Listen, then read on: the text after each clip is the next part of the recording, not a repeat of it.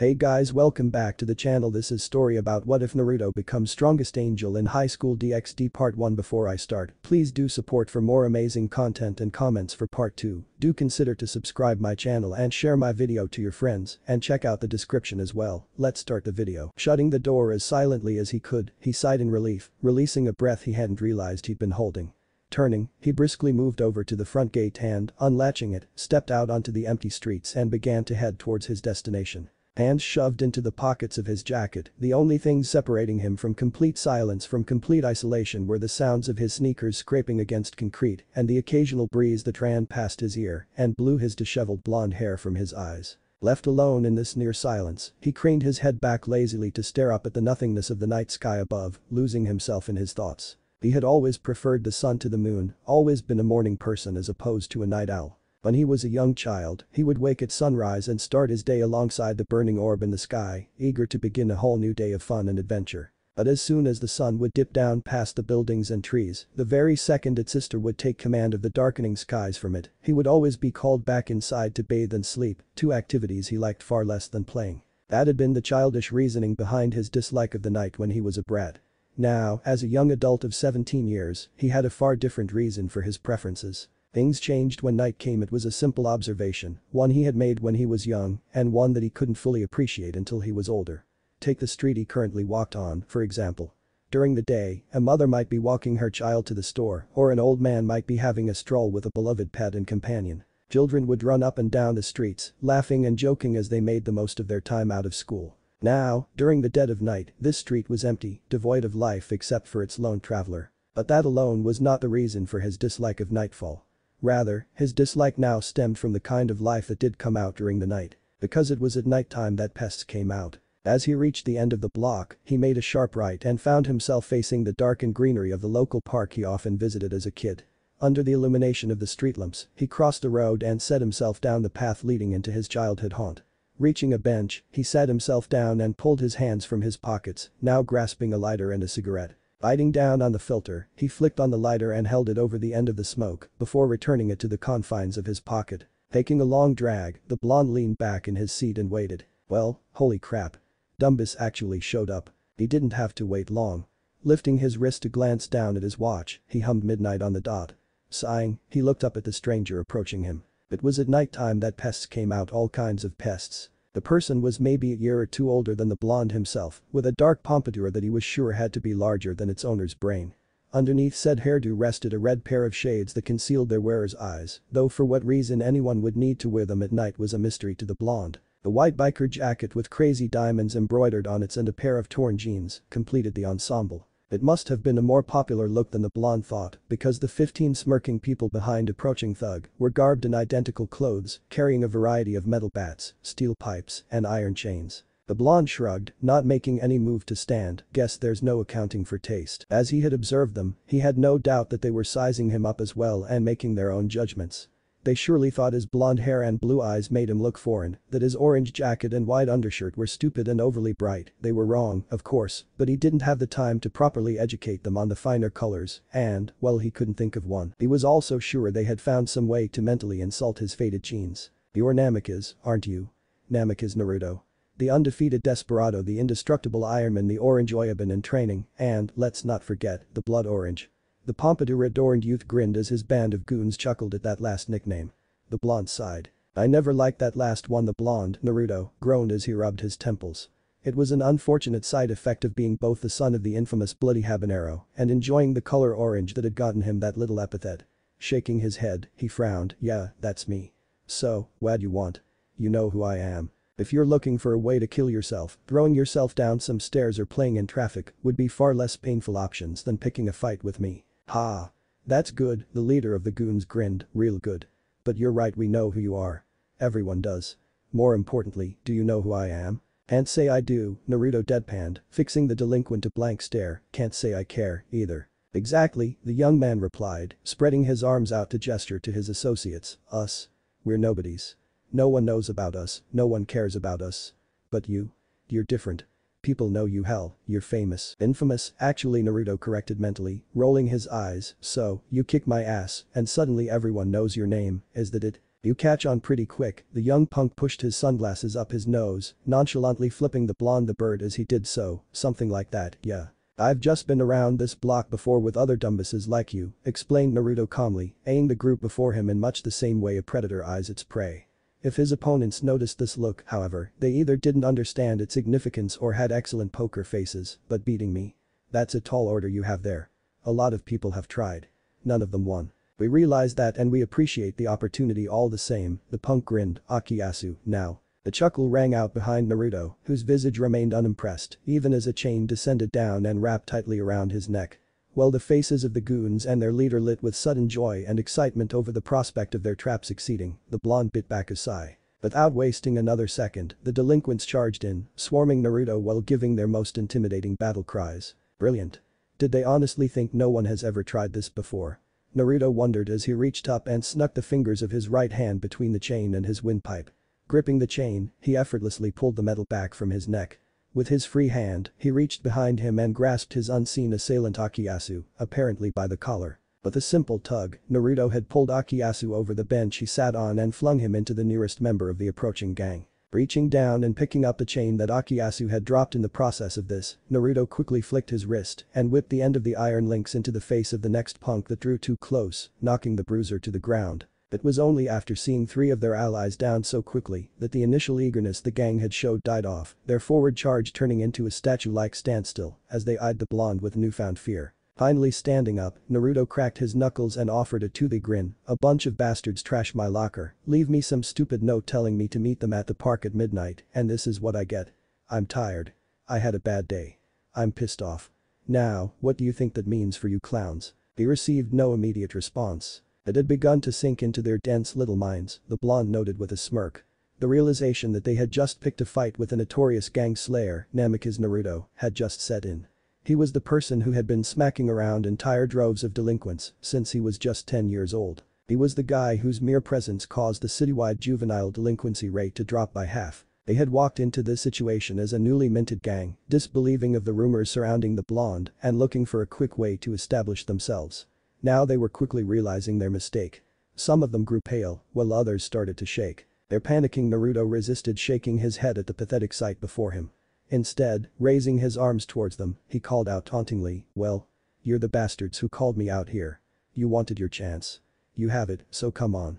Try me." If any of them had it in them to make a move, no one did. They simply stood there, staring at Naruto as if he had come straight from hell itself. Silence reigned over the makeshift battlefield as Naruto leveled an expectant and impatient look at each of them. Finally, either because his nerves were steeled or snapped under pressure, one of the thugs charged forward, metal bat raised over his head and screaming like a lunatic. Naruto held back a chuckle at the ridiculous sight, opting instead to stand absolutely still as his opponent drew closer and closer. The moment the delinquent had the blonde in striking distance, he swung away, holding nothing back as he slammed the blunt instrument down onto Naruto's forehead. The force of the bat's impact ran up its wielder's arms, and he shut his eyes tight when he heard the hollow hum of the metal colliding with its mark. His screaming had come to an end, halted by the building lump within his throat that refused to leave him, no matter how much he swallowed. Everything was quiet, even the slight breeze that had been the only relief to his heated skin had died down. Cracking his eyes opened, he at last relented to peek out from behind his shades and see the fruits of his work. Namikaze Naruto was absolutely fine. No bleeding. No bruising. No staggering. The metal bat, still pressed against the blonde's forehead where the thug's swing had landed, was proof enough that the blow had been a clean hit. The fact that the hollow metal was dented and bent at an angle where it met Naruto's flesh only affirmed the fact that a mistake had been made that night by the members of the Crazy Diamonds. A very large, very painful mistake. The haunting stare of 2 blue eyes pierced through the bat-wielding delinquent sunglasses, drawing a weak whimper from him as Naruto's iron-like grip encircled the makeshift club, a soft, nigh unnoticeable glow washing over the blonde's hand. "Sorry, I'm not ticklish," Naruto muttered, his empty hand forming into a fist. Before another word could be uttered, that fist was dug into the chin of the blonde's attacker, who was launched back into the air from the force of the blow. He landed in the center of his allies, his prone form sprawled out on the grass for the frozen delinquents to stare at in abject horror. So Naruto drawled lazily, reaching into his pocket for another cigarette and his lighter, "You guys wanted people to know who you are, right?" Naruto's voice drew their attention from their fallen comrade back to their prey-turned-predator. "Well, don't you worry your pretty little heads about that one, guys. I have a good feeling that we're gonna become real close in these next few minutes," Naruto continued, lighting his cigarette. Pocketing the lighter, the blonde rolled his shoulders and cracked his neck before fixing his foes an even stare. "Alright, gentlemen, let's get to know each other." Firmly locking the latch on his front gate, Naruto glanced down at his hand and grimaced. His knuckles, worn raw and thinly cut from the many jabs and hooks he had thrown that night, were a very clear and very noticeable sign that he had gotten himself into another scuffle that night. As if his ruined clothes, now sliced and torn where a few of his opponents had managed to surprise him with knives, weren't enough of a dead giveaway. Shoulder spent another hour kicking their asses around the park. Naruto scowled. His head was swimming in a sea of frustration as he gripped the knob to the front door, his mood only darkened by the dull throb that plagued his noggin. Yes, despite his earlier bravado and flair, despite his prior utter aloofness to the action, getting hit in the head with a metal bat at full force still hurt like a bitch. While he was well aware that such a blow would typically down any common man, Naruto would have been far more thankful for his miraculous resilience if it would also have stopped the massive headache that followed afterwards. With a groan, the blonde pushed the door open and slipped inside the shadows of his home. Shutting it gingerly behind him and quickly locking it, Naruto paused and waited for his eyes to adjust to the darkness. Come on. Soon enough, where he was once practically floating in a veil of murkiness and silhouettes, he could now vaguely recognize every familiar edge and corner of the entrance of his family's home. Most importantly, however, he saw no one. He was alone and, hopefully, the only person awake in the house. Untying and leaving his sneakers at the door, Naruto slowly lowered his foot onto the wooden floor as he stealthily began to make his way down the hallway. Passing by the entrance to the kitchen, his goal quickly reached his eyes the stairs and, at the top of those stairs, his bedroom. Grinning to himself and stifling a triumphant snicker, the blonde gave himself a mental pat on the back for a job well done as he neared the first step and a pair of eyes fell upon his form. He wasn't sure how long they had been stalking him in that dark hallway or how close their owner stood, but he was suddenly very much aware that he was not as alone as he had first hoped. His body, which had only just begun to relax and slacken a short while ago, quickly tensed up as primal instinct began to take reign over his movements and self-preservation flooded his mind. Before he could even fully comprehend what was happening, he ducked down low. The fist sailed through the air, directly where Naruto's head had been only moments before, and crashed against the wall. Upon making contact, the wall caved under the power of the blow. The masterfully executed attack piercing straight through the drywall to leave a fist-sized hole in its wake. "Good morning, Naruto." A chill ran its way down Naruto's spine, mirroring the way that the blonde's heart sank down into the pits of his stomach. If one believed the many rumors that were in circulation about Namikaze Naruto, one would assume him to be absolutely fearless. This was, however, untrue.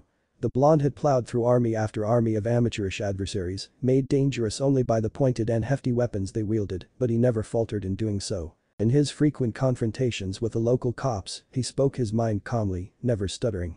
He didn't fear the punks who came after him, he didn't fear the officers who held authority over him. His true and only fear lied with a person far stronger, with skills exceedingly more polished than his own, someone who could judge him and back up that assessment with both their mouth and their muscles. Above all else, Naruto feared the wrath of his mother, Namikaze Kushina, who now stood in the doorway of the kitchen, looking down at him. "DG good morning, Mom." Naruto stumbled over his words as he replied, face growing pale as he stared up at her fist. She stared down at him, violet eyes eerily void of emotion, and an all too happy smile dangerously carved onto her face.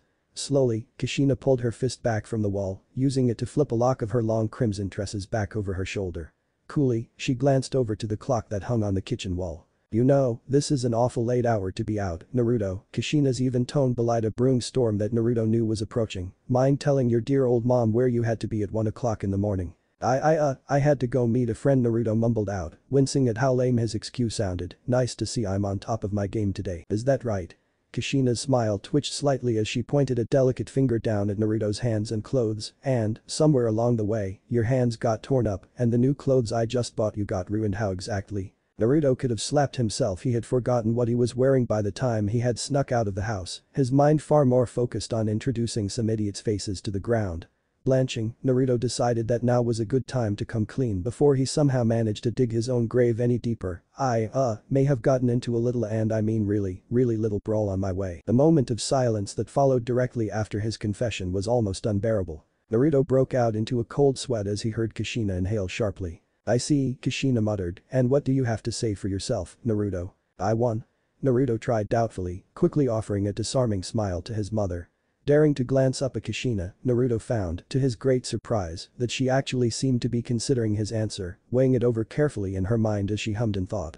After a few moments of deliberation, Kushina nodded and crossed her arms over her chest. "Well, in that case, I guess it's okay."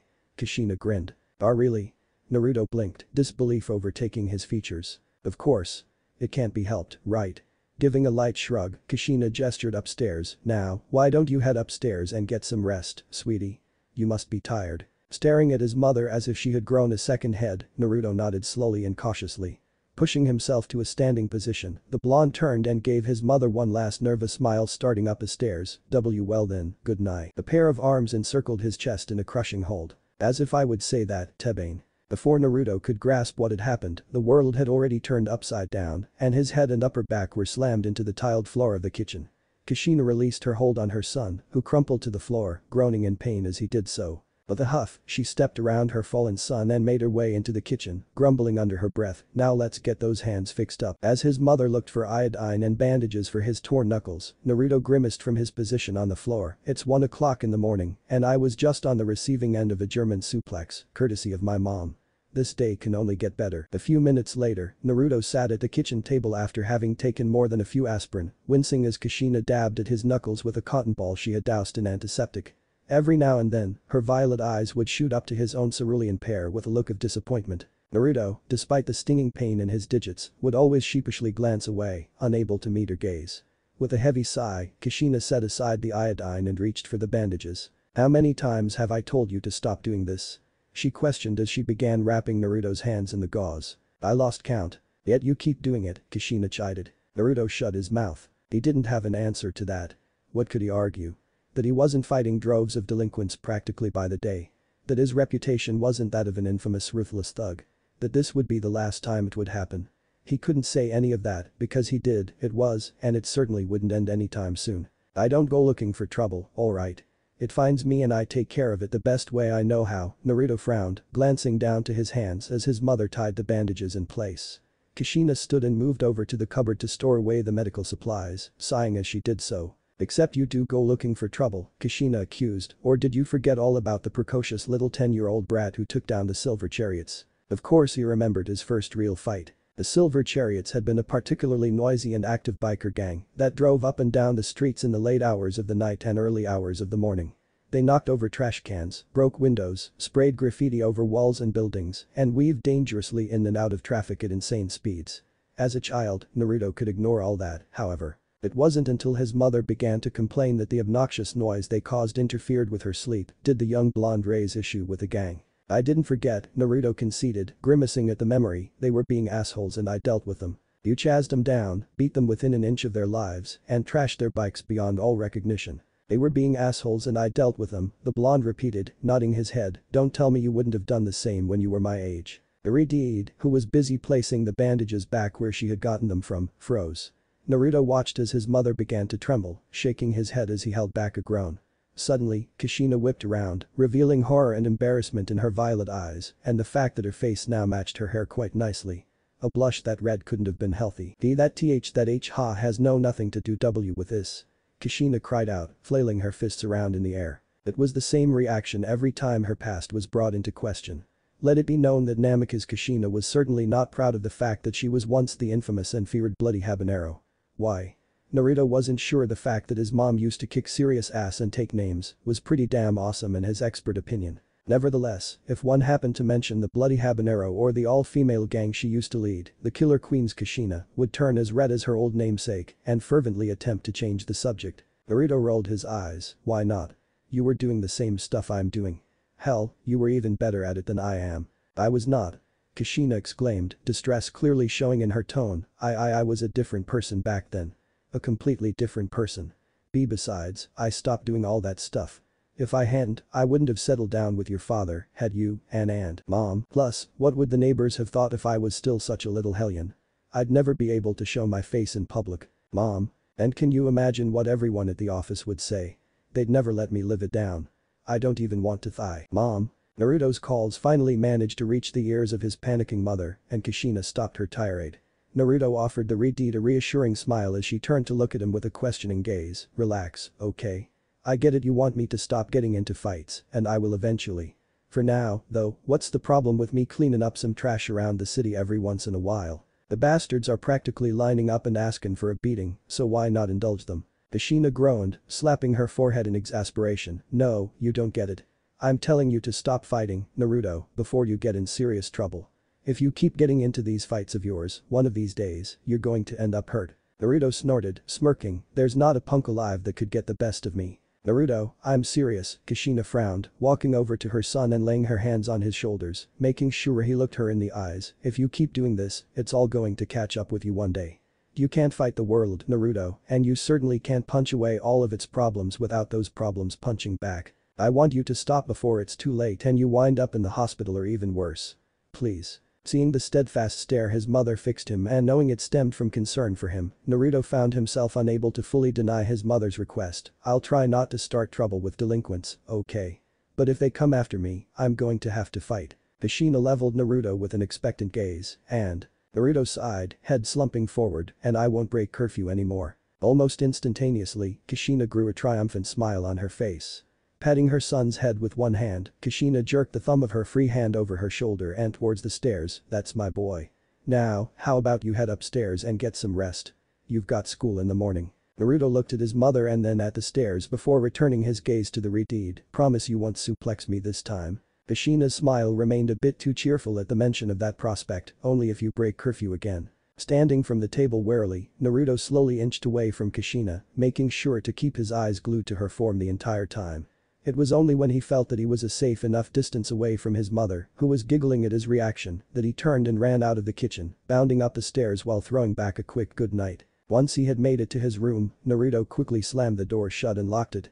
Slumping back against the door, he released a tired sigh as the blonde ran his hands through his hair. Slugging off his jacket, Naruto tossed the orange clothing onto the chair that sat at his desk. Shortly afterward, his shirt joined it there while his belt and jeans were left resting on the floor. Stifling a yawn and now clad in only his boxers, Naruto made his way over to his bed, where he collapsed into a comforting softness. As his eyes grew heavy, Naruto craned his neck and looked to his desk or more specifically, the picture perched upon it. It was a photograph of 4 people standing in the park the blonde had stood in just an hour ago, all of whom were flashing grins that seemed to exude contentedness. Standing to the left was his mother, Kushina, her crimson tresses unmistakable, and off to the right was an extraordinarily tall man, hair aged white and pulled back into a long ponytail. The white-haired man was slightly blurry in the photograph, having just run back into frame after having set the timer on the camera. It was the man in the center of the picture that Naruto focused on, however. He was tall, standing an entire head above Kushina, yet also coming up a head short when compared to the man on the right, and the blonde hair and blue eyes that he shared with Naruto easily marked him as being decidedly foreign. His leanly built figure was clad in the uniform of a police officer, the insignia on his hat gleaming brightly in the afternoon sun. Upon his shoulders sat the last person in the photo, a 5-year-old Naruto, who was grinning like he owned the world. Naruto smiled at the picture and the man that stood in it. Good night, Dad. Shutting his eyes, Naruto let sleep overtake him. Bags under his eyes, Naruto was in no good mood when he slammed the door of his shoe locker shut.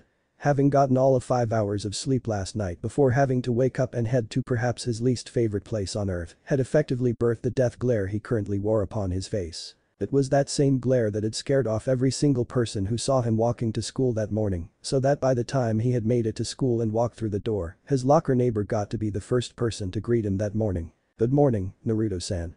Are you alright? Yudo Kiba blinked as he noticed the disheveled state his fellow blonde was in. I started my morning by wasting my time in a park with a bunch of dumbasses and returning home to get suplexed by my mom. Do you think I'm alright? Is what Naruto wanted to say, but he instead opted to shoot a deadpan look to Kiba and mutter, don't ask. I see, Kiba wavered slightly, bemusement showing in his eyes. It's nothing, Naruto emphasized his words with a wave of his hand, quicker I get this day over with, the better. Ah, Kiba's smile turned into a good-natured teasing smirk, so I take it you'll be cutting class again. I'll sure as hell try to. San has been getting on my ass about missing class. She's been chazzing me down every time I pull a disappearing act, grumbled Naruto, before his scowl shifted to a grin, but I think I finally got the perfect place to hide where she won't look. Is that so? Well, I wish you the best of luck in slacking off, Naruto-san, Kiba chuckled. I don't need luck, Kiba. I am a trained professional, Naruto shot back. As they walked up the stairs to the second floor of Kuo Academy, where the second years' homerooms were located, the duo ignored the strange looks and odd whispers their conversation attracted. After all, who would have expected a lady slayer like Yudo Kiba, the prince of Kuo, to befriend the chain-smoking, brawling delinquent that was Namikaze Naruto? Hell, Naruto himself was still a bit iffy on how the unlikely blondes had befriended one another. It was only 5 months ago when a gang calling themselves the Moody Blues had decided to jump him during class at his old school. After turning each member of the Moody Blues black and blue and throwing them out of his classroom's second-story windows, Naruto found himself being expelled from his old school. After dealing with the heat from the school's principal and guidance counselor, questions from the police, and the terrifying, bottomless anger of his mother, the blonde smoker was transferred into the only school in the area that would take him, the recently turned coeducational Kuo Academy. As expected, Naruto had quite the cold reception upon entering into his new school. No one looked at him, no one approached him, and no one talked to him. They were all afraid, horrified by the thought that they might incur his wrath. The safest way for the students of Kuo to hold on to their normal school lives while trapped in the proverbial lion's den with Namikaze Naruto was to act as though he didn't exist. Naruto, of course, was just fine with this. He had been through this song and dance before at his old school. Such isolation was a lifestyle he had adjusted to, one that he thrived in. And so, for the first week of his life at Kuo, the blonde got away with saying absolutely nothing to anybody. That all changed one morning when Naruto was greeted at his locker by the school's resident Ikemen, and the blonde suddenly found himself at the center of attention. Any and all females at the scene were tearing up, scared at what unspeakable horror might befall their precious Kiba-kun, while the males suddenly began to cheer Naruto on, urging him to mess up Kiba's handsome face. Naruto, however, wasn't angered by Kiba's greeting like the spectators thought he was. No, Naruto was suspicious. Naruto was absolutely certain that Yudo Kiba did not have a locker next to him. Even during his short time here, Naruto was able to pick up on the fact that Kiba was always being swarmed by his fangirls. There was simply no way Naruto would have missed a crowd that size huddled next to his locker as they ogled the guy. Still, with no way to confirm his suspicions that something was going on, Naruto merely broke the tension by returning the greeting with a grunt and heading off to homeroom to sleep through his classes. After that day, Kiba took to regularly greeting the chain smoker and, eventually, began to actually hold conversations with him. Over months of simple greetings and short conversations, Kiba had become the closest thing Naruto had to a friend in the school. The fact that several groups of girls had taken to calling Kiba the Beast Tamer only irked Naruto somewhat, i.e. a lot. Try not to make Sana-san too angry, alright, Naruto-san. Kiba gave a short wave of his hand as the pair reached their respective homerooms. Naruto smirked. I make no promises, Naruto returned the wave with a nod as he walked into his own class. As expected, upon his entering, most of the conversations his classmates were having died in silence. The sole exception to this was the trio of giggling young men, blatantly waving around their pornography and attracting several disgusted and hate-filled stares. He ignored both them and his silent classmates, walking over to his desk in the far right corner and planting himself in the seat. Naruto sat there quietly and waited for the homeroom teacher to show up and take attendance so that he could cut class without being marked absent. Shutting his eyes and leaning back into his seat, the blonde decided on taking a short nap to catch up on his sleep while he waited. Sighing peacefully, the blonde felt his lack of sleep slowly wash away as he drifted off. Boy, Naruto-san, Naruto-san. Naruto groaned and cracked open his eyes. I swear to God, Haidu, if this is about. The brunette grinned at Naruto, practically bouncing on his feet. Is it out yet? Has he released it? Has your godfather graced us all with his next glorious work of art? Naruto decided now would be a good time to tune the perverted and cultish ramblings of Haidu Issei out. Honestly, the kid's obsession with his godfather's work was just plain creepy sometimes, doubly so given the subject matter of the works. Hell, Naruto still wasn't sure how exactly Issei even found out he was related to the author of the famous, or infamous, depending on who you asked, Icha series. Issei had used to be just like all the rest, terrified in Naruto's presence, unable to utter a word or even glance in his direction, and, to be quite honest, Naruto had no idea who Issei even was for the longest time, despite being classmates. Sure, he had overheard rumors of the perverted trio, but seeing how everyone seemed to freeze up like a deer caught in the headlights when he was in the room, he had never actually seen anything too bad. That was until somehow, someway, Issei found out that Naruto was related to the legendary smut writer known only as Jiraiya. The look on Naruto's face when he walked into class one morning only to be bombarded with questions revolving around pornography by some weirdo was nothing short of hilarious. Issei had been adamant in asking Naruto to get his limited edition Icha set autographed for him, requesting the scheduled release dates for the next issues well in advance, and even wondering if Naruto had any idea what kind of erotic escapades, yes, Issei had actually said that the next book would feature.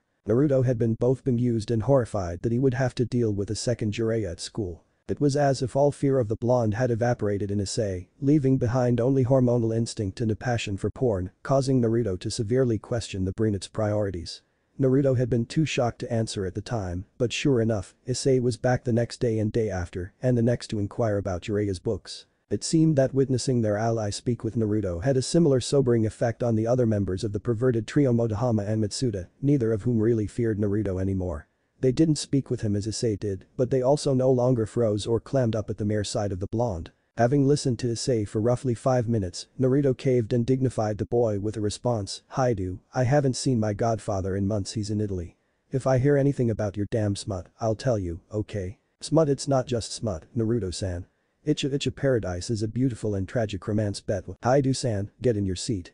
It's time for homeroom to begin." Luckily for Naruto, who realized that Issei had been missing the exasperated look that he had been shooting the pervert, the homeroom teacher had chosen that moment to walk into the classroom. "Why, yes sir."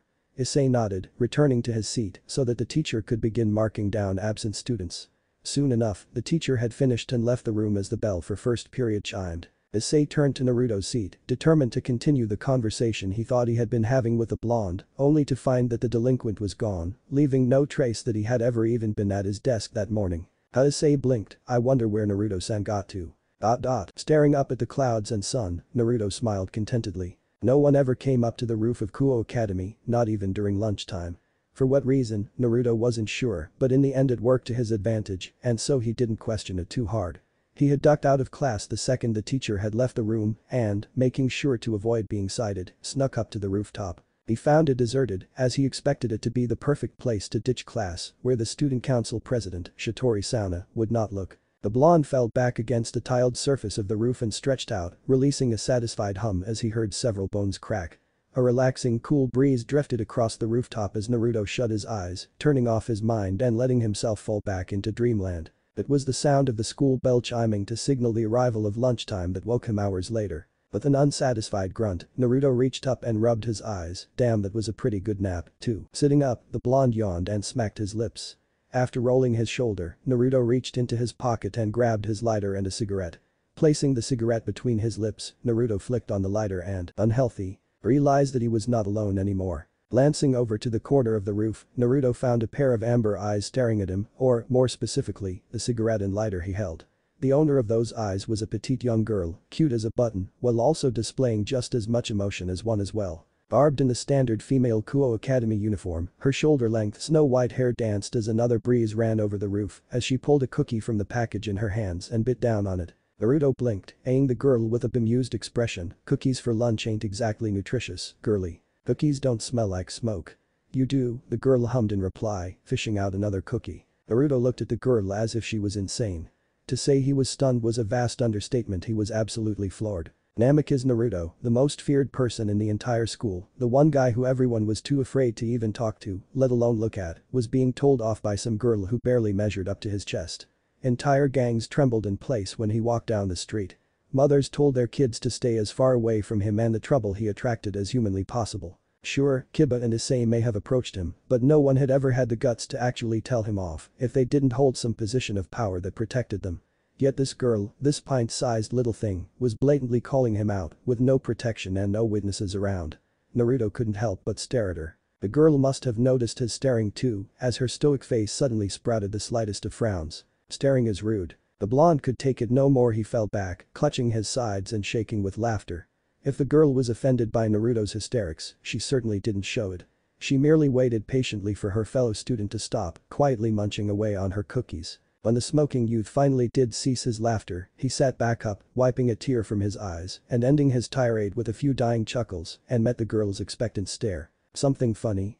she asked with a tilt of her head, seeming to be genuinely curious as to what the blonde found so humorous. "Nothing, nothing," Naruto waved off the question, pocketing his lighter and cigarette. "Man, I needed that." "So, what are you doing up here, kid?" "I didn't think anyone came up to the roof." "I'm not a kid," the girl's expression morphed into a pout. "I come up here for lunch." Naruto raised an eyebrow. "All alone?" She shrugged. "Aren't you alone too?" "Yeah," Naruto returned her shrug with one of his own, "but I'm a bit of a special case in that regard." "You though? You don't exactly seem like someone people are gonna try to avoid." "I like the quiet," she responded. "Fair enough," Naruto accepted the answer the girl gave him with a nod.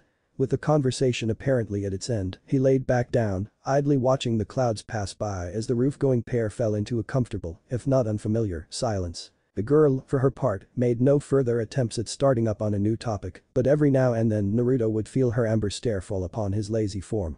That was how the two passed the rest of their lunch, just sitting there in silence, enjoying the pleasant breeze and the warm sun. When the school bell sounded once again to order the students back to their classrooms, Naruto was the first to move from his position by standing up. Throwing his arms above his head and stretching them to the skies, the blonde released a final yawn before turning to the door and sluggishly heading for it. "It was nice meeting ya, kid," Naruto tossed a wave over his shoulder as his goodbye, "but I'm getting out of here." "I'm not a kid," the girl repeated, eyeing him as he moved, "out of here. You aren't going back to class." "Who, me?" Naruto snorted, "Nah, I don't want to be there and they don't really want me there. Besides, with everyone crowding the halls right now to get back to class, now's the best time to slip out of here without Sauna noticing me. It's bad to cut class." Naruto chuckled, opening the door, "So I've heard. But it's natural to be a little bad sometimes, you know. We're only human." "I guess," the girl relented. "Well, see you around." Naruto tossed a wave lazily over his shoulder as he walked back into the building, leaving the snow-haired girl behind him. She stared at the space that the blonde had been occupying only a few short moments ago, her aloof expression unreadable. Standing, the girl hummed in thought as she too made her way over to the doorway. "Namek is Naruto, huh?" she murmured. "Yuuto-senpai was right, he is an odd one. Order up. One large special with extra pork." Bliss was all Naruto knew as a large porcelain bowl was set before him, his eyes shutting in reverence as the mouthwatering aroma of the soup filled his senses. Opening his eyes, he gazed into the glossy broth and silky noodles, steam wafting up from the liquid to meet the hearty grin the blonde wore. This was not just a simple bowl, its contents no mere ordinary soup. This was his escape. This was his oasis in the desert that was day-to-day life. This was ramen. "Heaven in a bowl," Naruto exuberantly declared, his hands nimbly snatching a pair of chopsticks from a nearby container. "Thanks, Tsuchi-Jiji.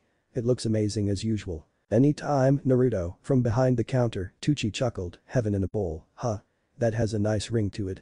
Might have to use that sometime." Whereas the park by Naruto's home was his most frequented childhood haunt, Ichiraku Ramen was most certainly the blonde's favorite hangout since reaching young adulthood.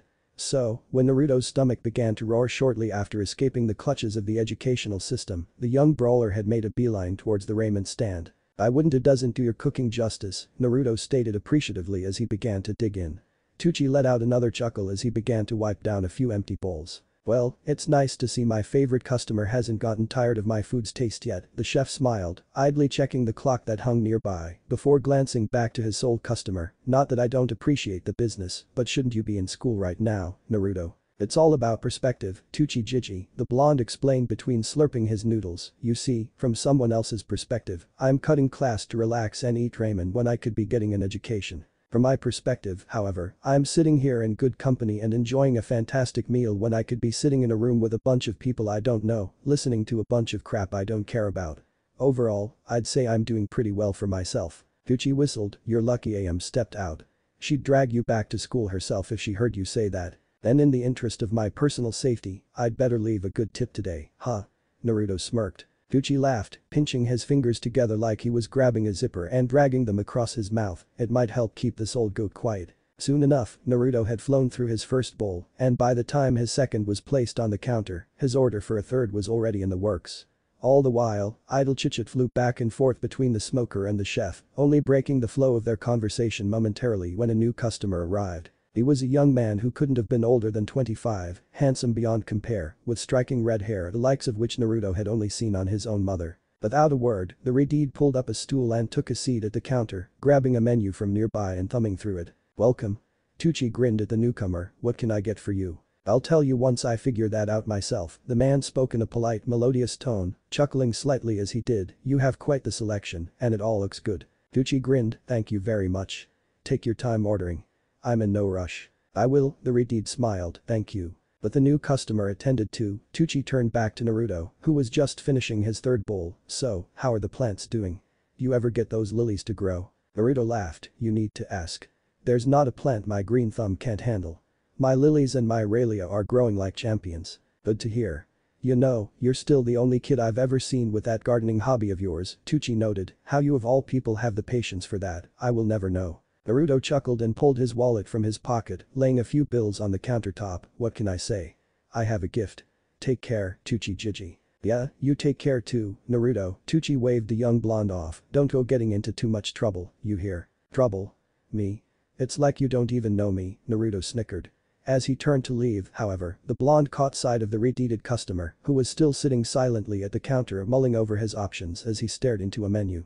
Garbed in a sleek double-edged suit that looked like it cost more than the raiment stand its wearer sat in, the retard stuck out like a sore thumb. His clothes and the long time he was taking just to place an order almost made the blonde wonder if the retard had ever been in a restaurant that boasted less than 5 stars. Taking pity on the seemingly clueless man, Naruto stepped over and tapped him on the shoulder. "The special is amazing. I'd ask for extra pork, too." The retard blinked, glancing from Naruto to the menu. "The special? I see. Thank you very much, young man." "No problem." Naruto brushed off the man's thanks and walked outside of the raiment stand. As he did so, the well-dressed man finally placed his order, one special with extra pork. Cigarette hanging loosely between his lips and hands shoved deeply into his pockets, Naruto stalked aimlessly down the sidewalk of the city's electronics district.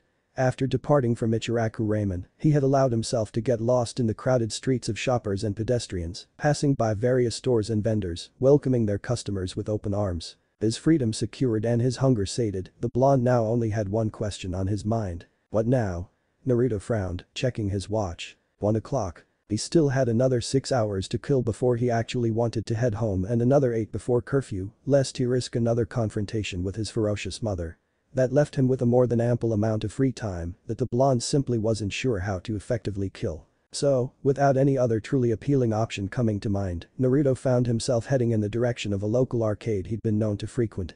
I might as well school some scrubs at trial by fighter. Naruto shrugged. His destination now firmly set in his mind, Naruto turned and walked off of the sidewalk and into an alleyway. Cutting through the alleys was a simple shortcut, one that he had been using for years now. It wasn't exactly as if he had to fear getting mugged or anything anyway, so the blonde never thought too much about it. "You got a permit?" A familiar voice, distinct and slimy as ever, slithered into Naruto's ears, earning a grimace as the delinquent stepped deeper into the alley. Sure enough, only a few feet into the dark pathway, Naruto found himself bearing witness to a particularly unpleasant scene. Naruto had many encounters with the police in his years. It came with the territory of being regularly ambushed by droves of thugs. He knew there were plenty of good cops on the city's police force. His father, Namikaze Minato, had been one such case. He had been good man who both upheld the law to its highest standards and took the time to reach out to the citizens who lived under it. Umino Iruka, his dad's old partner and current detective, was another fine example. Iruka didn't jump to conclusions, didn't make split-second decisions with the authority he had. He made sure he had all the facts, heard all the viewpoints before he made a decision. There were many good cops in the city. Mizuki, however, was never one of them. He was the type of man who became an officer just to hold power over others, the type who signed onto the force just to be able to legally carry a gun. If rumors were to be believed, in fact, the man was as crooked as they came.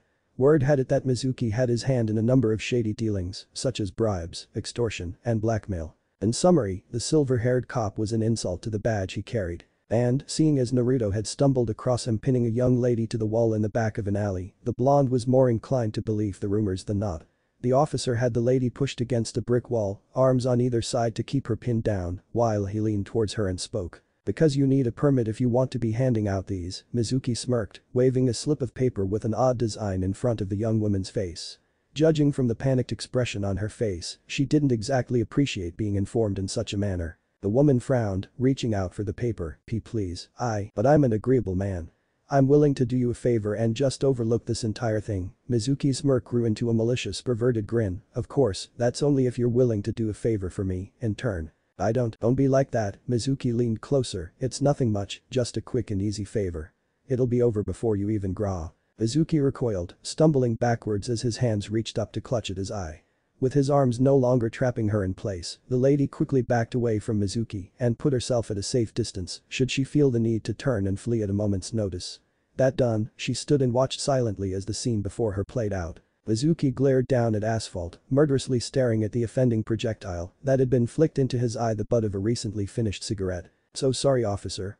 It just slipped right out of my hand." Naruto smirked as he stepped forward. "I hope I didn't interfere with any official police business." Mizuki growled. "Namikaze, what the hell are you doing here?" "Oh, just passing through." The blonde shrugged as he fished out another cigarette from his pocket. "Thought I'd hit up an arcade, but hey, saving a damsel in distress was next on my list of things to do anyway." "Damsel?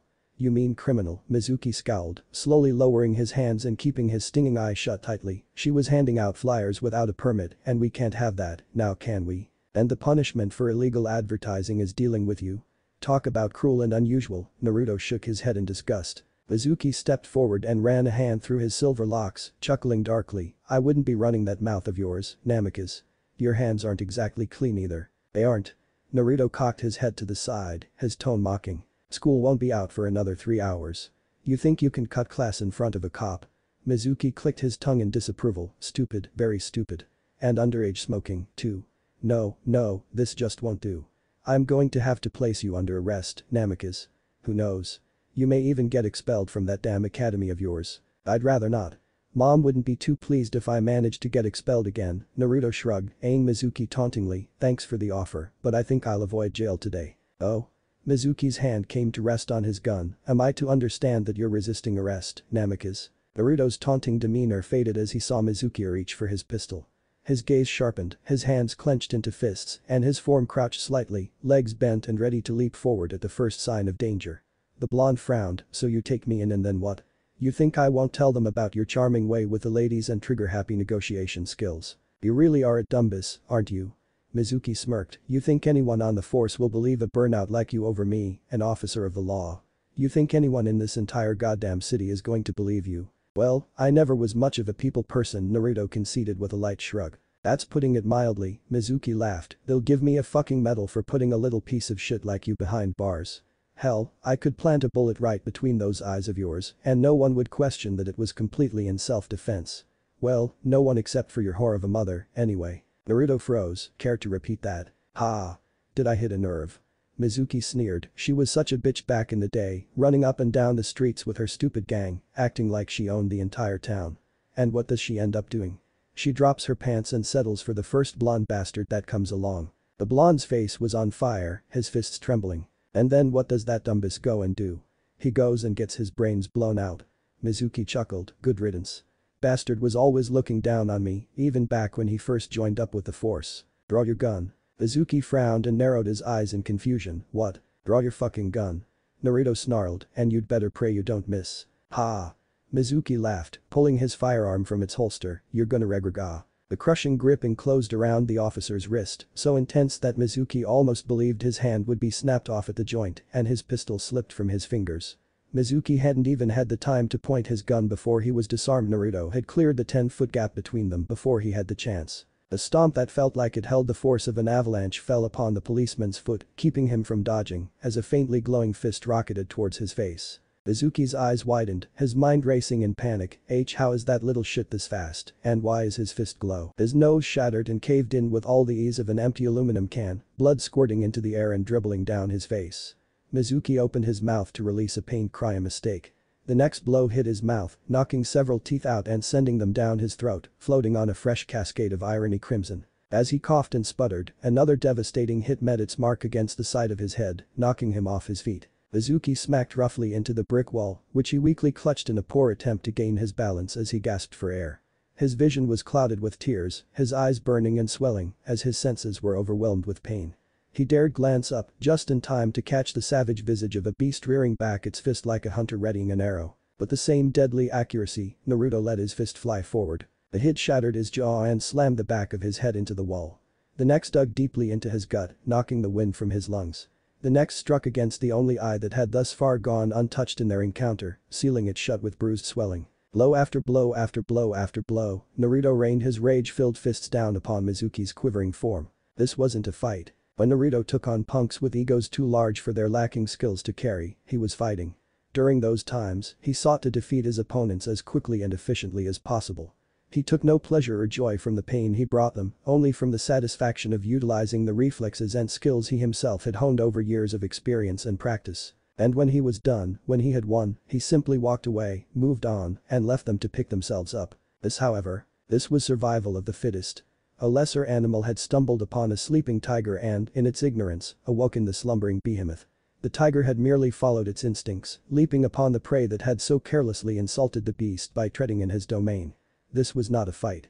This was not even a massacre. This was simply nature and, just like in nature, the predator did not walk away, did not move on, and did not allow the prey to pick themselves up.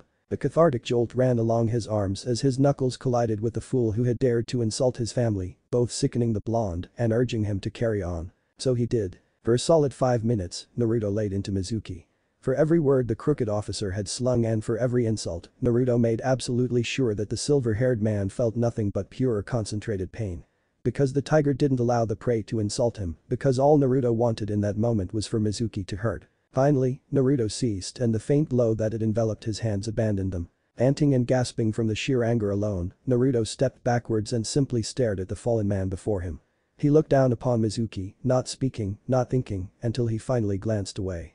Turning, Naruto left him lying there without another word and continued down the alleyway. The woman, who had surprisingly stayed to view the entire encounter, was still there, kneeling on the ground and trembling as her gaze ran between Naruto and Mizuki. She flinched when Naruto came to a stop next to her, when his stony blue eyes stared down at her. For the first time, Naruto actually took a moment to observe her. She had her glossy brunette cut short in a bob cut, her heart-shaped face done up with dark eyeshadow and ruby lipstick. Her lithe body was hidden under a thin red blouse and short white skirt. The black decorative bat wings that sprung from her back were the most noticeable oddity about her, aside from the strange flyers she clutched tightly. "I wouldn't stick around here for much longer if I was you, miss," Naruto spoke in a surprisingly even voice, "but if you plan on hanging around, do me a favor. When he wakes up, if he wakes up, tell him that next time, he should just shut his mouth and shoot." Naruto ghosted past her after having said that, ignoring the shaky words of thanks the woman offered as he left the alley behind him, leaving Mizuki behind him. Because when the tiger has its full, it leaves the carcass for the scavengers. This isn't up for debate, Yamino. But Kurosawa-san, he leaned back on the small cot that was provided with his holding cell, sighing as he shifted around in a vain attempt to get comfortable. Was he surprised to be here, to find himself in the exact situation his mother had warned him about for years? No, he wasn't. Naruto snorted, "I beat the shit out of a cop. What else was going to happen?" It didn't take long for the police to track down the blonde. In fact, an hour and a half after his confrontation with Mizuki, Naruto was in the back of a squad car, being driven to the station. Apparently, his damsel in distress had called for help, explained what happened, and promptly vanished into thin air, like she never existed at all. She had existed, however, because she had been there to give the police all they needed to know who to look for: a physical description of her blonde savior. He attacked an officer of this department. Or did you forget that in another few hours, Mizuki will officially be labeled as comatose? But Naruto-san isn't just some wild animal. If Mizuki was doing what Naruto says he was, then, after answering some brief initial questions, the blonde had been thrown into this glorified cement hole in the wall. He had been left here for what felt like ages with nothing to do but sit and wait. Naruto simply passed the hours by listening to the faint voices of the officers in the room down the hall argue over what his fate would be. Whether or not Mizuki was engaging in such conduct needs to be looked into, and I will personally see to it that it is, but it can't justify that boy's excessive actions. The fact of the matter here, Yamino, is that he did it. He admitted to assaulting and hospitalizing an officer of this department. Our department. I understand that, but enough, Yamino. Naruto wasn't sure why Iruka was so adamant in defending him. Maybe it was because he was his father's son, maybe Iruka just wanted to get all the facts straight, or maybe the officer honestly thought the blonde was a good kid Naruto just didn't know. Regardless, Iruka had been there the second Naruto set foot in the station, trying to make the process as smooth and painless for Naruto as possible. It was the least Naruto could do for the man to be honest when they asked him if he did it or not. "Not that I wouldn't want the credit," Naruto growled, "bastard had it coming for a long time, and I'd be more than happy to go down in the books as the guy who finally knocked him down a peg." Naruto felt his pulse quicken and head burn. Shaking his head, he breathed deeply and calmed himself. Getting angry now wouldn't do him any good.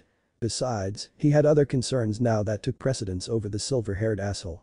His anger towards Mizuki put aside, the blonde turned his focus to the more pressing matter at hand. "Mom's going to murder me." Naruto groaned, slapping his hands over his face. Damn it. Well, maybe it won't be too bad. After all, I promised to try and tone it down. Fighting delinquents, I never said anything about not fighting cops. Naruto paused, looking over his logic and weighing the likelihood of its success in his mind. "I'm so fucking dead," Naruto concluded with a wince. With a defeated moan, the blonde dropped his hands back to his sides. "Well, maybe I can at least get Iruka to break the news to her gently. Sounds like you're in a bit of a predicament." The blonde sighed, "You don't even know the half of her." Naruto sat up in his cot, eyes darting to the cell door to find a familiar face standing just outside of it, smiling in at him from behind the bars. His long crimson hair was unmistakable, with a sleek spotless black double-edged suit worn flawlessly and matching leather shoes, shined to perfection. When Naruto's sapphire eyes finally met his sky-blue eyes, a cheerful smile came over the young man's handsome face, and he offered a friendly wave. "Greetings. You're that guy from Ichiraku?" Naruto frowned, bemusement flashing in his eyes. But I am, the Redeed grinned, thank you again for the suggestion, by the way. You were absolutely right, the special was amazing. Right? I've had a lot of ramen, but nothing can compare to the way Tucci. Naruto shook his head as he trailed off.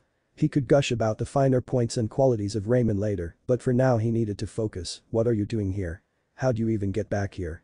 I didn't think they let just anyone back here. Alarms were going off in Naruto's head now. He could no longer hear the arguing voices of Iruka and his superior. Considering the fact that they had been going back and forth for a good few hours, Naruto was fairly certain they wouldn't have just suddenly clammed up. Oh, the door was open and no one else was here, so I just let myself in, he chuckled, running a hand through his crimson locks. As for what I'm doing here, well, I'm in town to check up on someone very important to me. Of course, she's a bit headstrong, so I have to do my share of sneaking around while I'm here, but I'm not asking why you're in town. Naruto snapped, I want to know why you're here talking to me. And what do you mean no one else was here? Where's Iruka? Sorry, my mistake.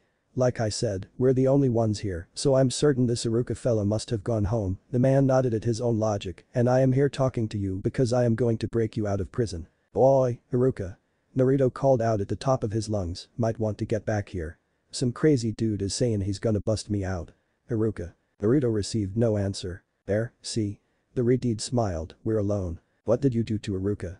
The blonde growled, storming up to the bars to stare the man down. If you hurt him, please do calm down.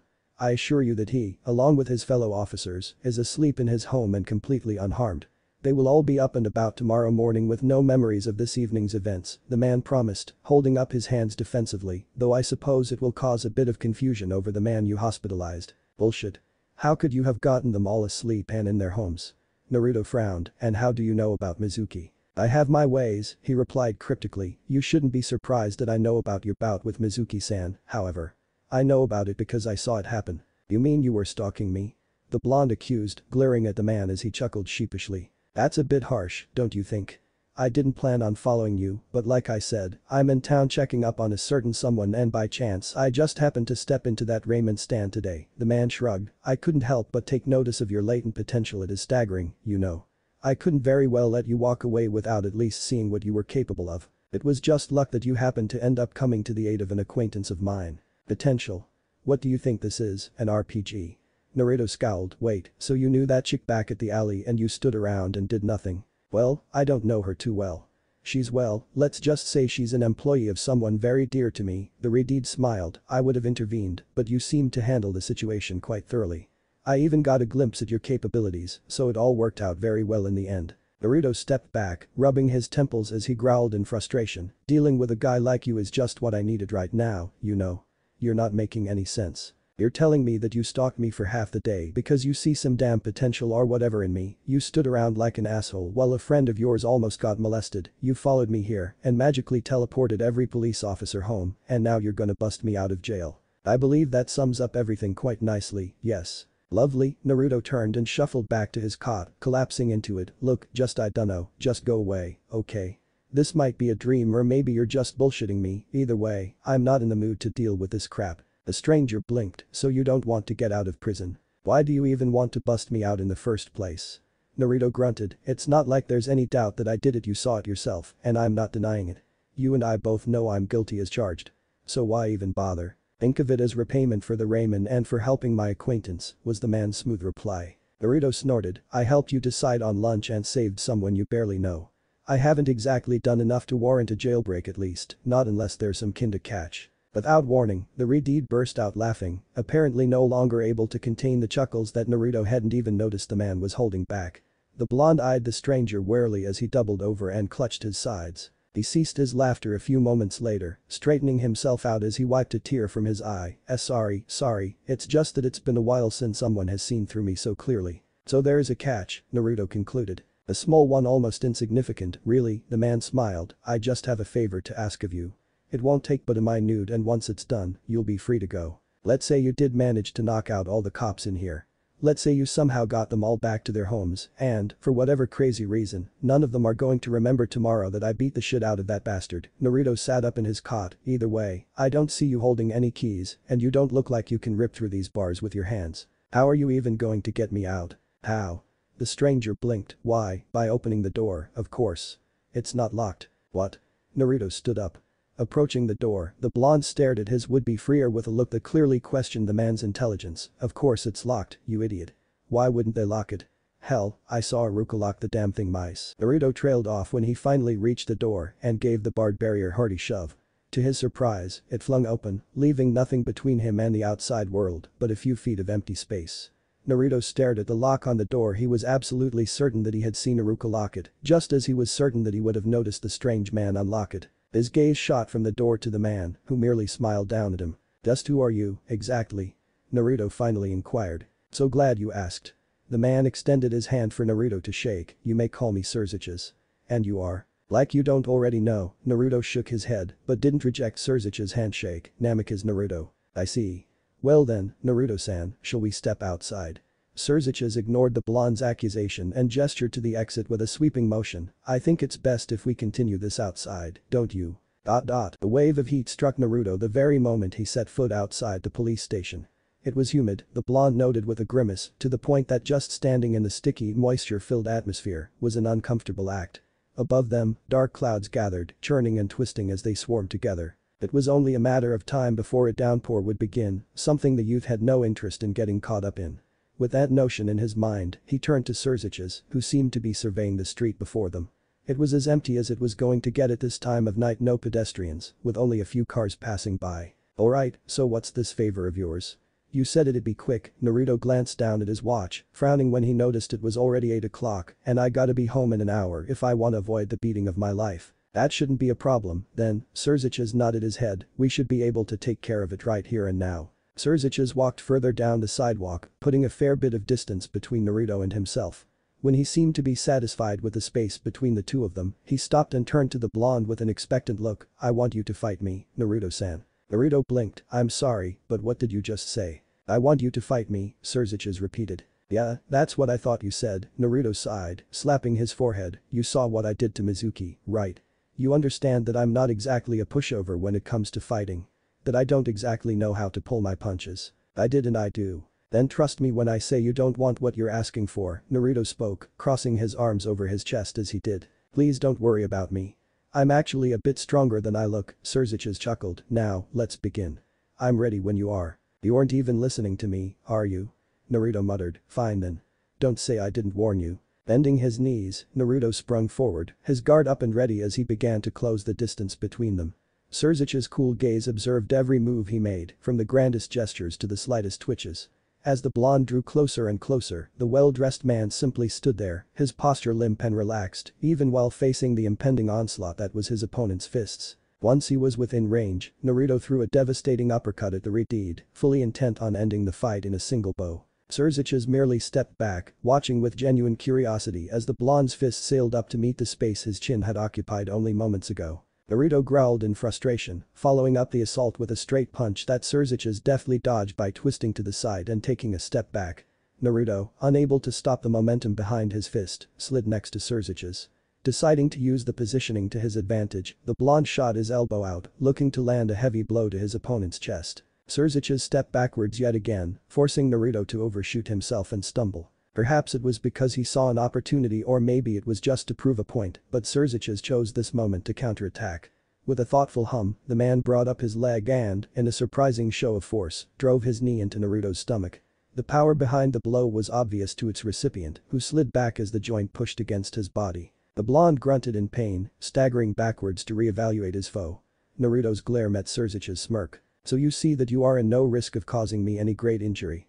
Please, do not hold back on my account, Surziches spoke evenly. I need you to come at me full force. Naruto snarled in response, rushing ahead with a jab that Surziches quickly smacked away. Bringing his right arm back, Naruto snapped forward to deliver a hook aimed at the Redeed's cheek, only for the man to reach out and snatch the blonde's wrist. Eyes wide, Naruto struggled to pull himself from Surziches' shockingly vice-like grip. The odd man, for his part, showed no great effort on his face or movements as he pulled the fighting blonde's fist closer towards him.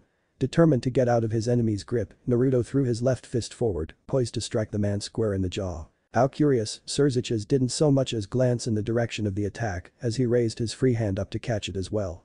Now, with both of Naruto's hands caught, the Redeed seemed far more focused on observing them than he was on the growling blonde he had trapped. You aren't holding anything back, are you, Naruto-san?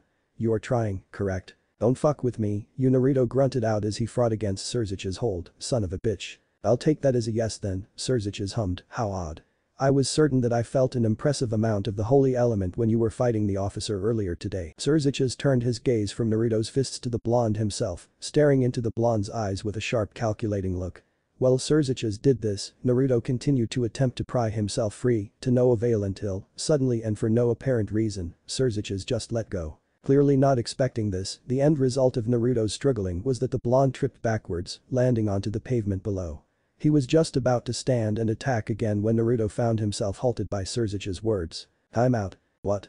Naruto blinked, bemusement flashing over his features. "Time out," Surzich's stated again in a matter-of-fact tone before motioning for Naruto to come closer. "I need to check something." "Come here, Naruto-san. You expect me to buy that?" Naruto gave Surzich's a flat stare. "Besides, you wanted one favor, and that was a fight. What do you want now?" "You have my word that I won't strike you until we're both ready again, and I assure you that all I want is to fight you." Surzich's gave a winning smile as he spoke, "But I want to make sure of something before we continue. Now if you'd please step this way, I promise this won't take long. I swear if you sucker punch me, I'll gut you like a fish," Naruto grumbled under his breath as he stood and brushed himself off. He stepped forward and waited as Surzich's began to look him over, an impatient yet expectant look upon his face. Leaning down, Surzich's stroked his chin as he stared at the youth before him. The pair spent a good few minutes standing like that in complete silence, with Naruto finally breaking the quiet. "Satisfied?" Naruto questioned. "Just about. I think I see the problem here."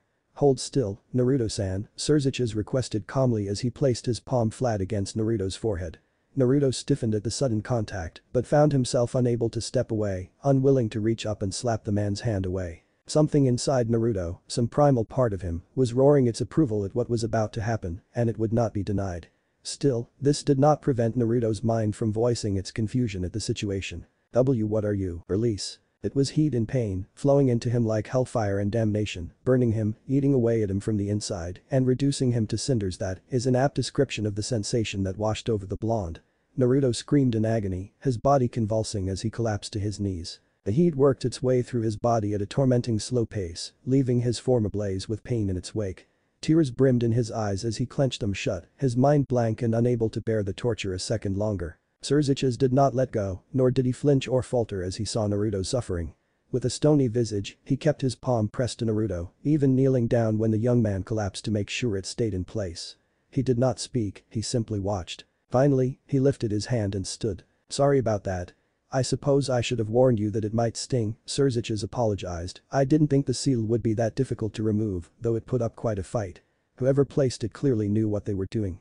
Anyway, how do you feel now?" Gasping for air, his body still trembling from the sheer pain he was engulfed in not seconds ago, the blonde looked up and glowered at Surzich's. "How do I feel? How do I feel? You complete and utter bastard. You do whatever the fuck that was to me, and then you ask me how I feel. I'll tell you how I feel, you son of a bitch, I feel good." Naruto paused, confusion clear in his tone as he pushed himself up onto two shaky legs. For some reason beyond his comprehension, his body felt lighter than it ever had before.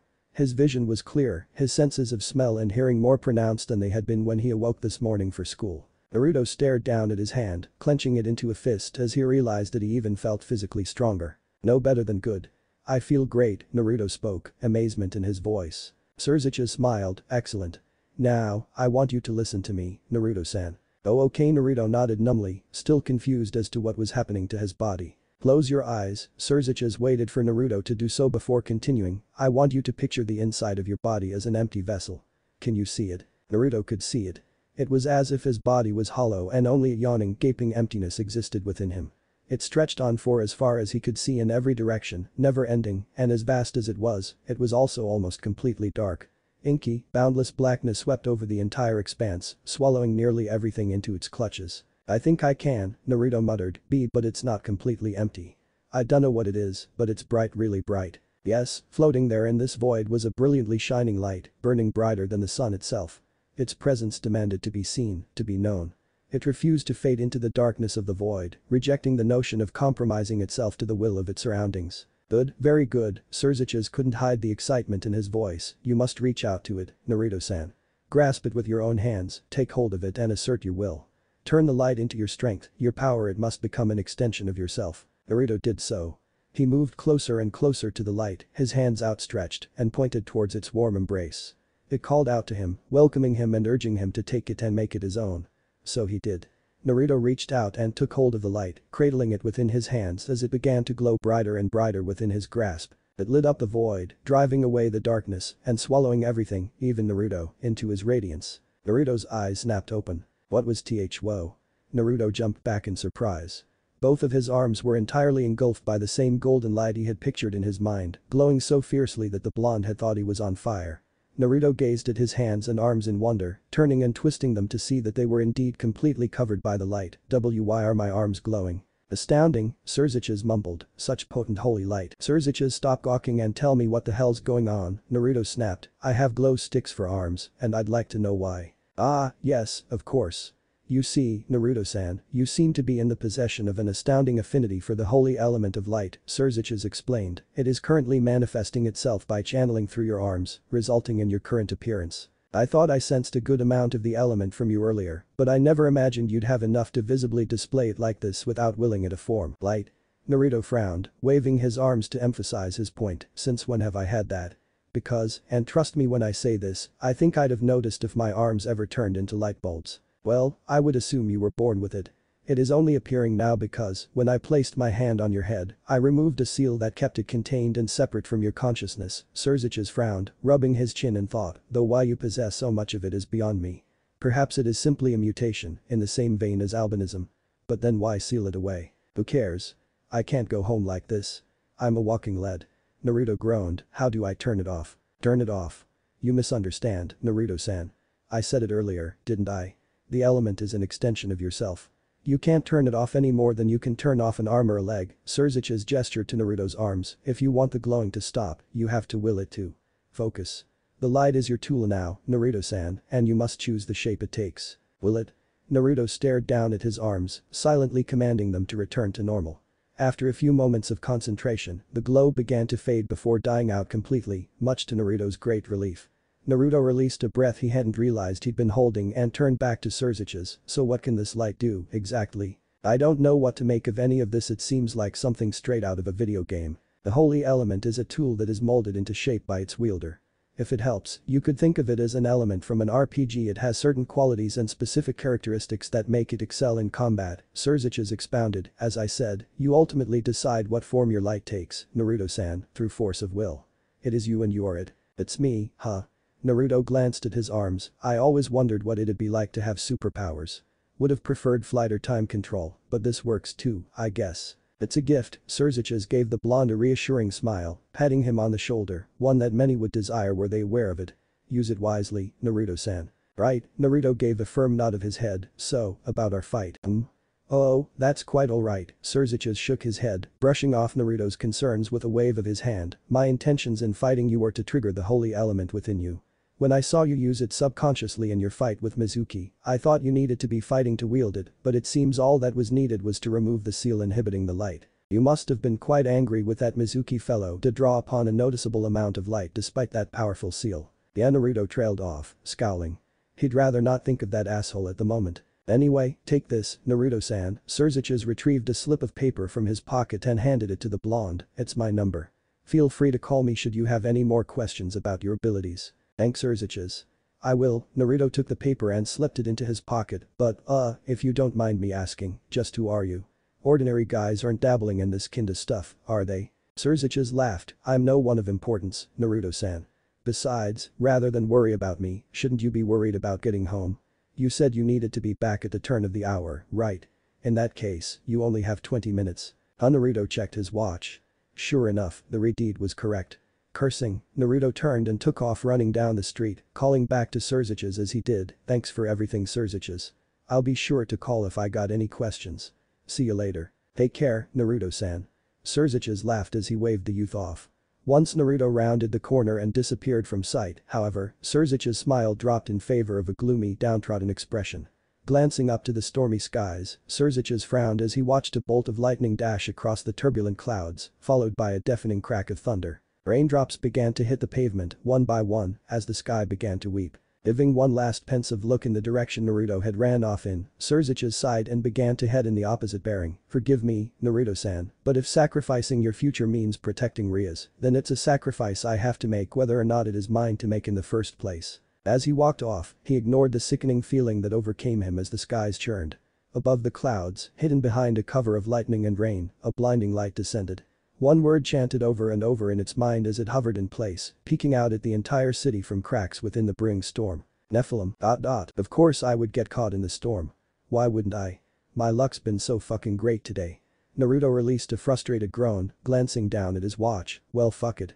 As long as I make curfew, I'll call it today a good one, and, with 10 minutes left, I should just be able to make it. The heavy storm that Naruto dreaded would come earlier broke shortly after the blonde had left Surzicha's outside the police station. While the rain was anything but pleasant for the blonde to be running in, it also came with the advantage of clearing out any pedestrians that would still be out and about on the sidewalks at this time of night, meaning he was free to run at full speed without fear of bumping into someone.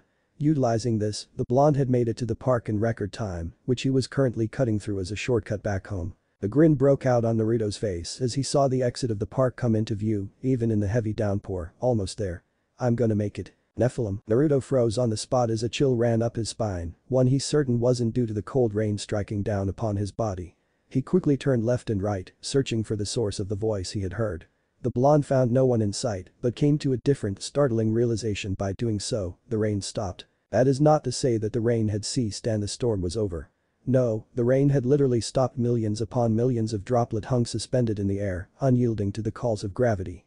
Naruto glanced around, quickly observing his surroundings. The winds that had carried the storms on their backs had stopped howling, and the dark clouds above had ceased twisting against one another. Everything but Naruto seemed to freeze. It's like someone hit pause on a movie, Naruto noted, looking down at his watch. As the blonde suspected, the hands that once busied themselves with spinning were deathly still. Time itself had come to a grinding halt. For what reason, Naruto was unsure, but he was just about to go looking for answers when his blue eyes happened to catch sight of the storm clouds parting above the park. Light filtered through where the billowing gray masses had split, with a single orb of golden radiance slipping through and descending. It was large enough to enclose a car within it, Naruto observed, and as it plummeted and drew closer to the ground, the blonde also found that it wasn't empty. He could see something moving within the light, something churning behind a thin veil of blinding luminescence, but he could not make out what it was. It was not until the orb was only perhaps 15 or 20 feet from the ground that it shattered like glass to reveal its contents that Naruto glimpsed what moved inside of it. A pair of pearly wheels, both the size of a full-grown adult and bathed in a captivating brilliance, nested within each other, hovered before Naruto. They spun at a consistent slow pace, never pausing for a second, even when the eyes began to open. Yes, eyes. Thousands upon thousands of eyes all came to life at once, blinking into reality along the outer rims of the wheels, every single one burning with the glow of a candle. Every time an eye would close, it would fade away back into the wheel, disappearing as though it had never existed to begin with, only for a new eye to open up and take its place moments later. It hung there in the air for a moment, as if taking a second to gather its bearings, as Naruto looked on in shock and awe, unable to move. Finally, it acted. Every one of its many burning eyes turned and locked gazes with Naruto, who suddenly felt as though he was staring down an army. They simply stared at each other, appearing as though they were trying to comprehend and grasp the meaning and reason behind the other's existence. The silence was broken, however, when, despite having no visible mouth anywhere on its person, it spoke. Nephilim. Its voice was that of 1,000 whispers, all thundering within Naruto's mind at once. Assuming the creature was addressing him, Naruto chose to speak. What are you? It seemed to find no reason to deny him an answer, as it responded almost immediately. Many are the names that have been bestowed upon us. Ophanomoph Galgalin, those are the names that mankind has given us. We answer only to the name he allowed us, however. We are throne of the chariot, bearers of his justice and protectors of his harmony, and you are Nephilim. Naruto was still trying to wrap his head around this. He realized, somewhere inside of him, that he should be panicking a lot more than he was right now, but for some reason he wasn't. No, for some reason, this felt familiar. Maybe the oddness that had just taken place at the police station had placed him in the right mindset to handle this, or maybe he had gone crazy. Naruto wasn't sure. Right now, as he stood talking to what had to be an angel, albeit a strange-looking one, he wasn't sure of anything. All he knew was that he had to steel his nerves and prepare for what was about to happen, whatever it may be. I see. Naruto frowned. Why are you here? Again, its reply came immediately. We once basked in his presence, chanting his name and his glory at the birthplace of creation, dwelling within power under his divine immanence. We were his reach, we were his eyes. We held the honor of carrying his most holy form as bearers of Merkaba. Our humble existence was exalted then when we stood by his side, now no longer, now no more. We exist now only to uphold his most righteous law, to maintain his glorious order. We have descended to bring his will, his judgment, to the tainted and the earthly. You are the reason for our presence, Nephilim. You keep calling me that, Nephilim, Naruto muttered. For some reason, the word felt as though it left a rancid taste in his mouth. What does it even mean? Nephilim, he who is born of human and angel, exists as a son of God, unchosen by his will, but chosen by the subjects of his kingdom. Forged in heresy, tempered by apostasy. You, Nephilim, are blasphemy incarnate, for he has not ordained your actuality. You, Nephilim, must be eradicated. Naruto felt his heart drop into his stomach. What? Your being is an insult to his divinity. You must perish. I have to die just because I was born, that's bullshit. Naruto roared indignantly, outrage overtaking his shock and fear. You dare question his will? You're damn well right I do. Naruto shouted, I'm not even this Nephilim you keep bitching about. I'm the son of Namikaze Minato and Uzumaki Kushina, Dumbus. A cop and an editor. Not angels. You are proof of Zadkiel's betrayal. Zadkiel fell from grace and assumed the form of a human, your father, the one you declare to be Namikaze Minato. Hiding behind an innocent, your mother, he stowed away from his divine wrath and escaped his fury for a time. Naruto's world crumbled. His father was an angel that had lied and used his mother as a way of escaping death. Images of his father's soft smiles and proud grins, memories of his deep laughter and joyful utterances, they all came rushing forward to the forefront of Naruto's mind and shattered, one by one, burning away like photographs tossed to an inferno. That's not true. That's not true, Naruto muttered, tears leaking from his eyes and voice growing louder with each denial. That's a lie. That's nothing but a goddamn lie, you son of a bitch. But what reason would it have to lie? What could it possibly gain from fibbing? That was the dreadful question that planted itself in Naruto's mind, one that shook his very form with its mere presence as he glared daggers up at the angel. Whether you accept the truth or not does little to change it. All Nephilim not ordained by his will must be annihilated. Fuck you and fuck that. Naruto howled, you think I'm just going to accept that I have to die because God didn't approve me? Kneel, Nephilim, and acknowledge his will. You will bow and accept your fate. I'm not about to just roll over and die. Naruto growled, falling into his normal fighting stance. In a flash of light, the holy element engulfed his arms. Naruto wasn't sure how to use it, but Surziches had mentioned it to be useful in combat and now seemed like a good time to learn. I don't even know if you have an ass to kick, but I'm not gonna bow down without a fight. You misunderstand, Nephilim. Our words were not a suggestion. The many eyes of the throne widened in unison, thin rays of light shooting forth from their pupils like arrows descending from the heavens. The threads of light twirled in the air, coalescing into a single beam. The beam tore through the atmosphere, hurtling towards Naruto at inhumane speeds. With no time to dodge, it was all the blonde could do to lift up his forearms in an attempt to block the brunt of the blast. Bracing himself, Naruto shut his eyes and grit his teeth. He never felt anything. Had the angel missed? Had the heavenly being had a change of heart? Confusion racked Naruto's mind, with neither hopeful theory seeming likely. Opening his eyes, Naruto looked down at himself. The beam had not missed. Though he felt no pain from the attack, the blonde now sported a hole at least a foot in diameter in the middle of his chest. Where his arms had reached up and made contact with the beam to shield his body from the blow, had also been sliced cleanly through, leaving the telltale soft curve of the blast carved into his flesh. Blood erupted from his wounds and, before Naruto could so much as utter another word, he collapsed backwards onto the pavement of the park's walkway. All is well. May your soul find your way to his side. And just like that, the angel had vanished. In the blink of an eye, it was gone. The rain once again to heed gravity's demands, the winds began to race once more, and the clouds twisted and churned above Naruto's fallen form.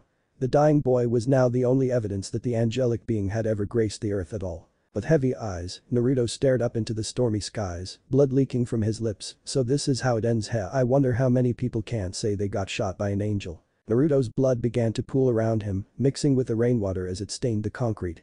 The blonde shook as he coughed up crimson and saliva, shaking loose the slip of paper Surziches had given him from his pocket.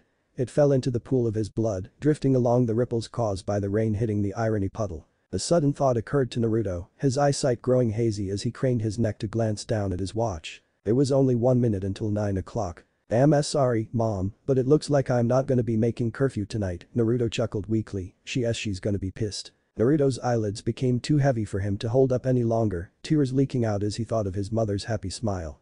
He shut them. That's right, Mom, I'll never get the chance to ask about Dad.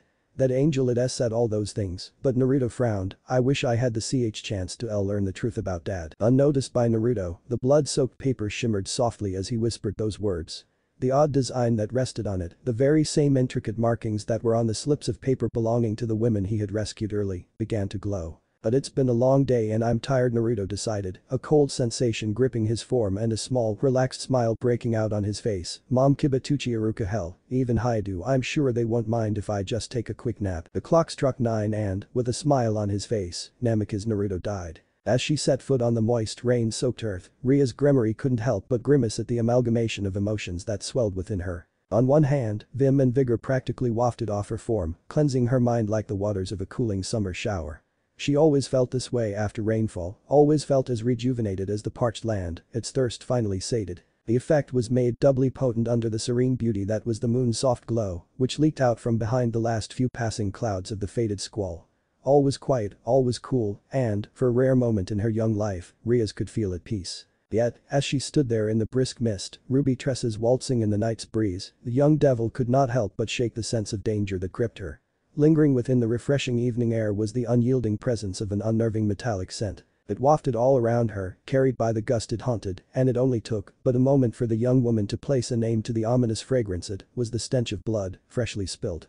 Turning to observe her surroundings, however, Rias found that the scent of blood drifted from her mind as it focused on another disturbing quality of the area around her. The entirety of the small park she stood in, every single inch of it, felt as though it was sacred land. It was as though St. Peter himself had walked across these fields, as if the blood of the dragon slain by St. George had nourished the flora. Holiness ruled over this territory with absolute sovereignty, with unquestioned authority. Rias utterly abhorred every second of it. The holiness roared at her presence, raging against her demonic nature.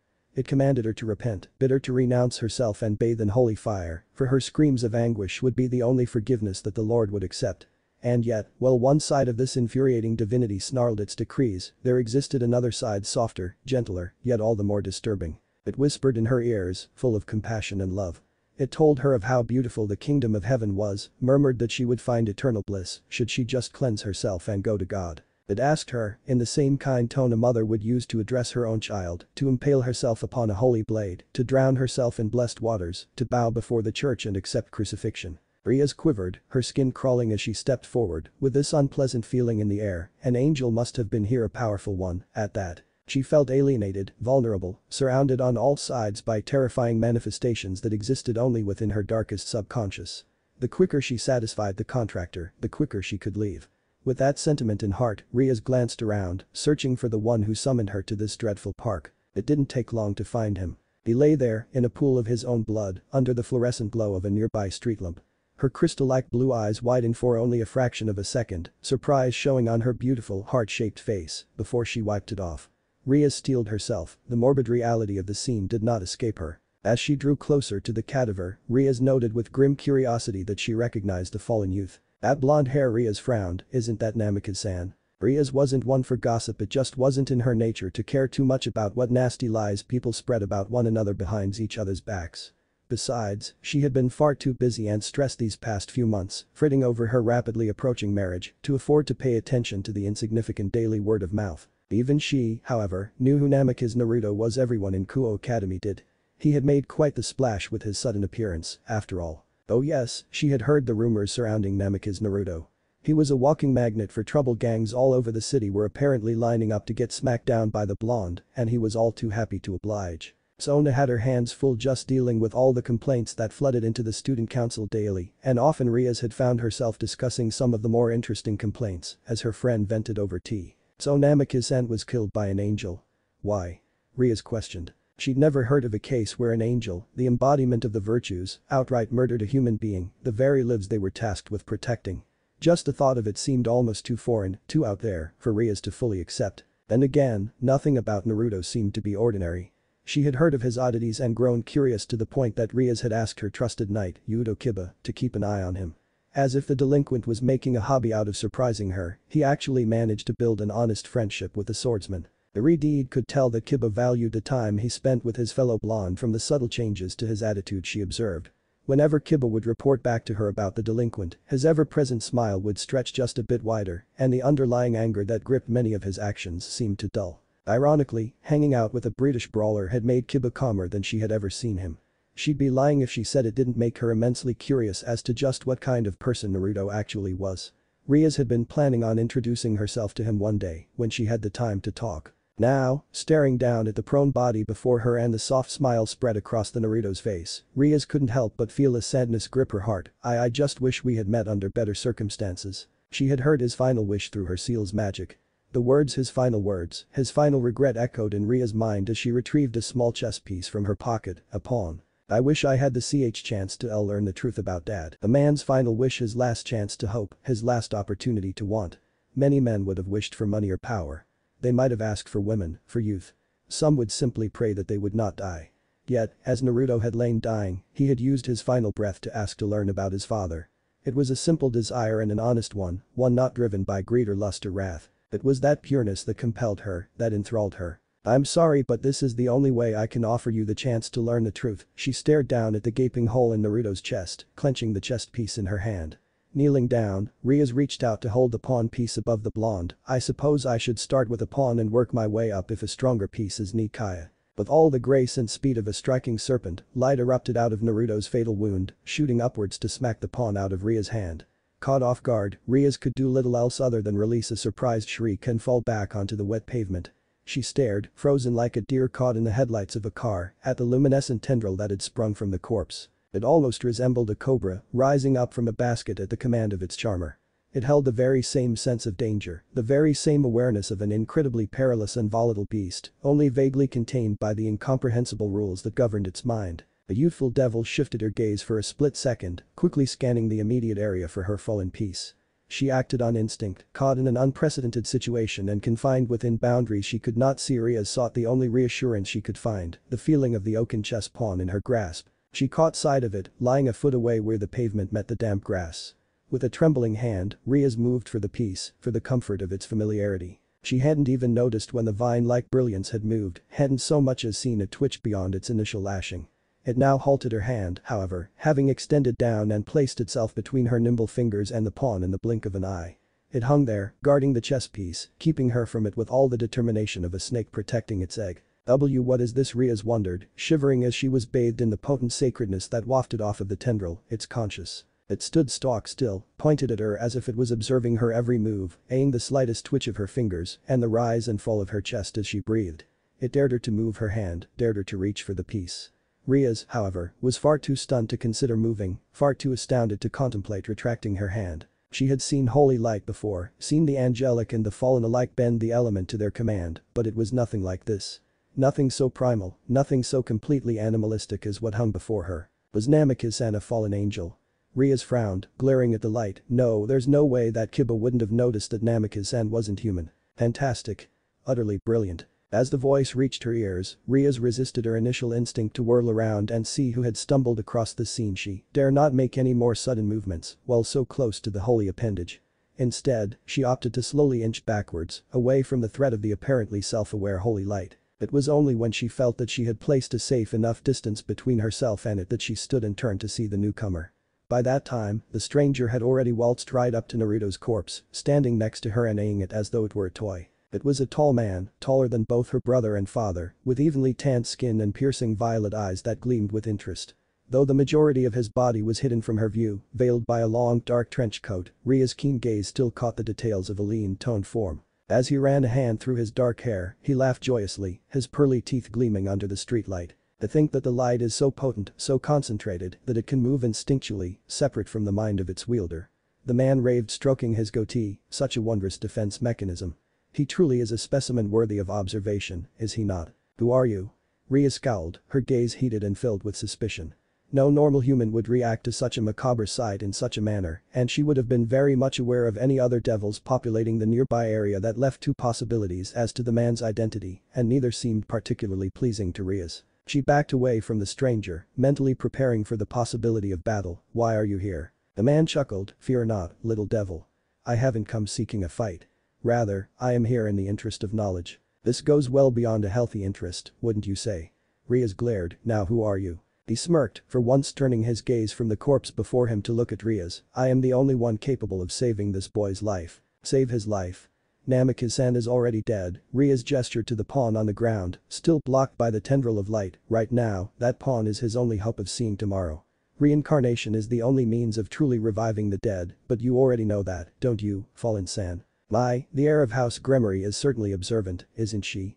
And quite feisty as well, the stranger laughed, but I'm afraid you're also quite wrong, Gremory-san. This boy, Namikaze as you call him, is certainly not beyond other means of aid, just as he is certainly not dead yet. Ria's gaze went from suspicious to bemused, literally in the blink of an eye. She glanced down to Naruto, his unbreathing form, the gaping cavity in his chest, the congealing puddle of his blood that stained the walkway, before switching her focus back to the newcomer, a flat look on her face, not dead. Allow me to rephrase that, the man pointed to the radiance emerging from the blonde. Well, the boy's body has indeed died, currently his light still lives. That light, though it seems to have developed a certain amount of awareness, is still a part of him. In other words, a small part of that boy still lives. Think of it as the spirit outliving the body. He is certainly beyond the help of the mundane, but I should be more than enough to save his life. Rias looked back to the light, but why is it there at all? From all accounts, Namikaze-san should be nothing but a regular human. I have my own suspicions about that. A twinkle returned to the man's gaze, and, once again, he appeared as though he was a child receiving a rare toy. Well, my own theories aside, you won't be able to get close to him as he is now anyway. That light of his will attack any foreign body that it senses to be a threat to its existence. Even if you could get the evil piece into him, I'm certain that his body would reject it. Sorry to say, Gremory-san, but this person is incapable of joining your peerage. You expect me to believe the word of a fallen? Rias crossed her arms over her considerable chest. Not at all. You're free to try, if you wish. By all means, don't hold back. The stranger's smirk widened. I just wouldn't let that light touch you. To be able to manifest itself into form without the will of its user, that light must be incredibly potent. For one weak to holy light such as you devils, it is quite a formidable foe. Prolonged physical contact would almost certainly result in the loss of whatever unfortunate body part it happened to touch. Rias stiffened, her eyes wide as she stared down at the radiant glow. It was waiting, biding its time to see what would happen, ready to attack on a moment's notice. As much as she hated to admit it, the man was correct. It wouldn't let her get close to Naruto, not without a fight at least. If it should come down to a fight, however, her opponent was a subconscious serpent of pure energy, and the only thing keeping the boy she wanted to save alive apparently. Even if she wanted to risk attacking it, the damage destroying it could do to Naruto was potentially more harmful than helpful for the delinquent. For the first time in a long time, Rias Gremory found herself in checkmate. It wasn't a pleasant experience.